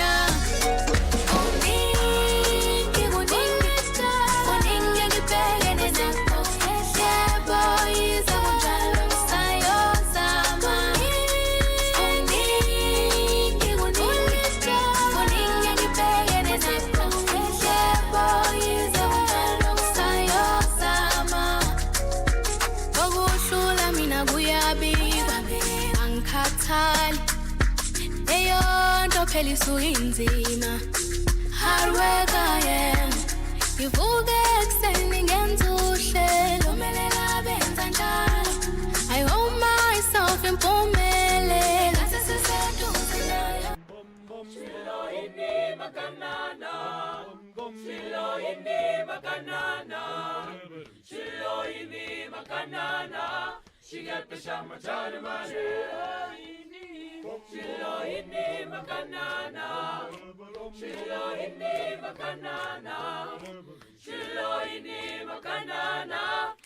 the shama jari mani.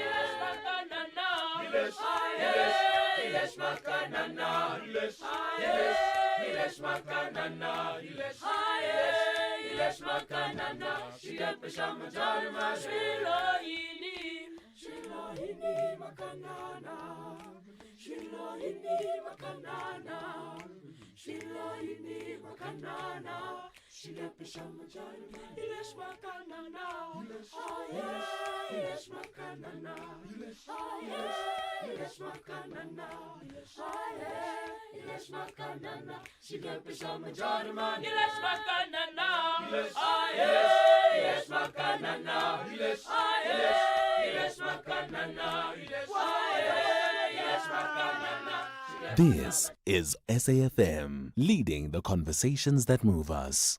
This is SAfm. Just tell me about how this concert series fits in with what you are trying to do with these young people.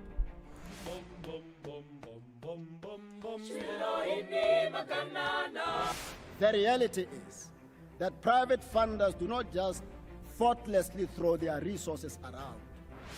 It is one thing to get a backtrack like that for a finance guy, hey? Somebody just WhatsApped me to say that she has a daughter who has hearing loss. Corruption in South Africa has reached disgraceful levels. First things first, let's get to my daily that's my point feature. So, did you see Cristiano Ronaldo cry yesterday?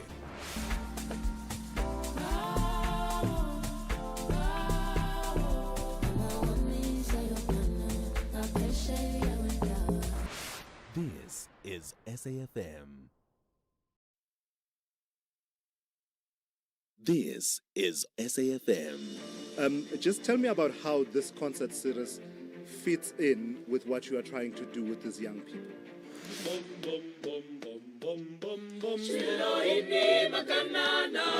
The reality is that private funders do not just thoughtlessly throw their resources around.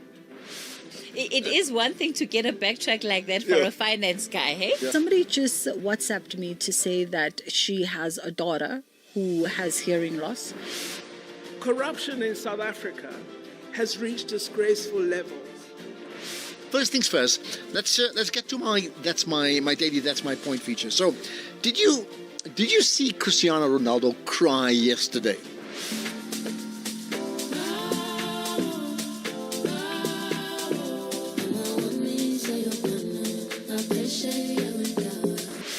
This is SAfm.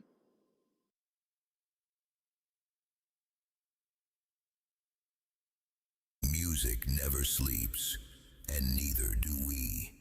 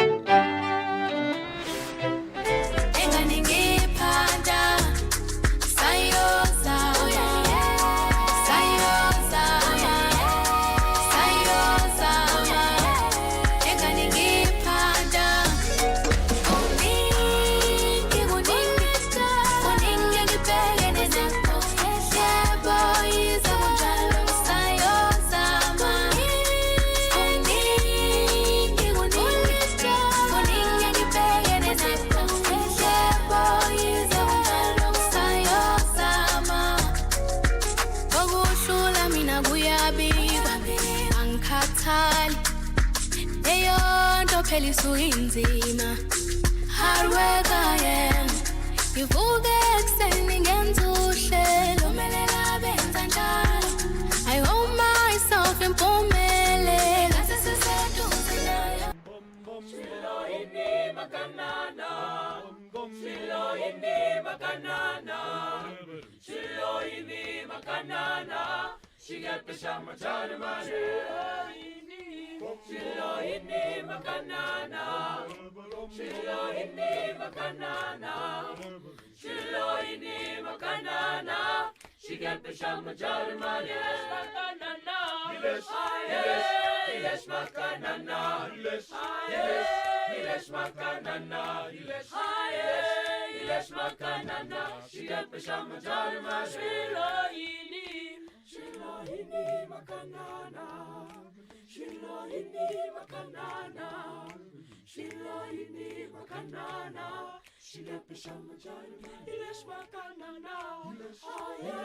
Yes, makanana. Yes, makanana. Yes, makanana. Shigepisha machari mani. Yes, makanana. Yes, makanana. Yes, makanana. Yes, makanana. This is SAfm, leading the conversations that move us. This is SAfm. Just tell me about how this concert series fits in with what you are trying to do with these young people.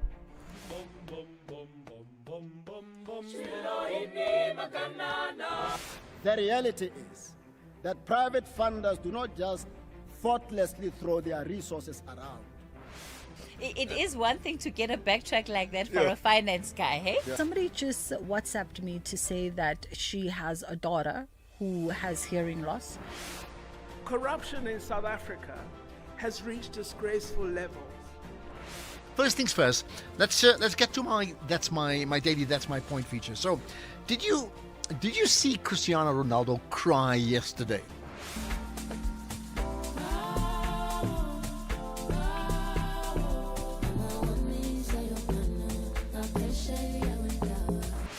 This is SAfm. This is SAfm. Just tell me about how this concert series fits in with what you are trying to do with these young people.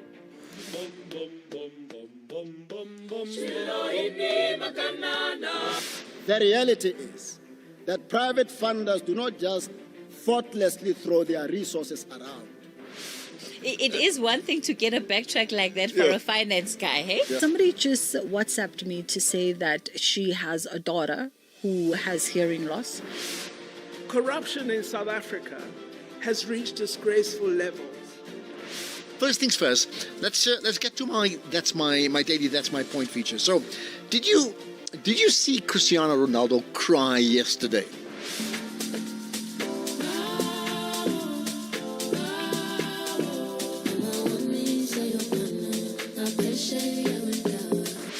This is SAfm.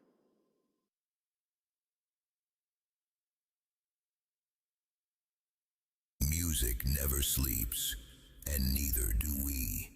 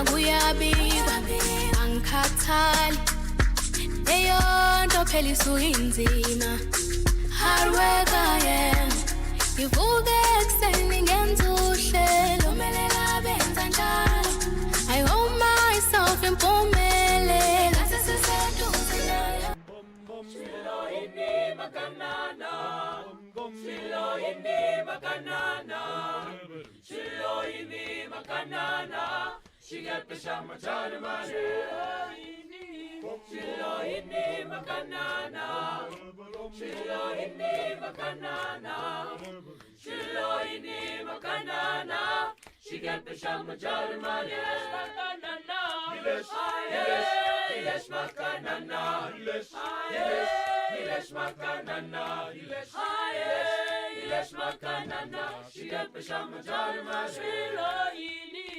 Shilo ini makanana Shilo ini makanana Shilo ini makanana Shigepisha machana Ilesh makanana Ilesh makanana Ilesh makanana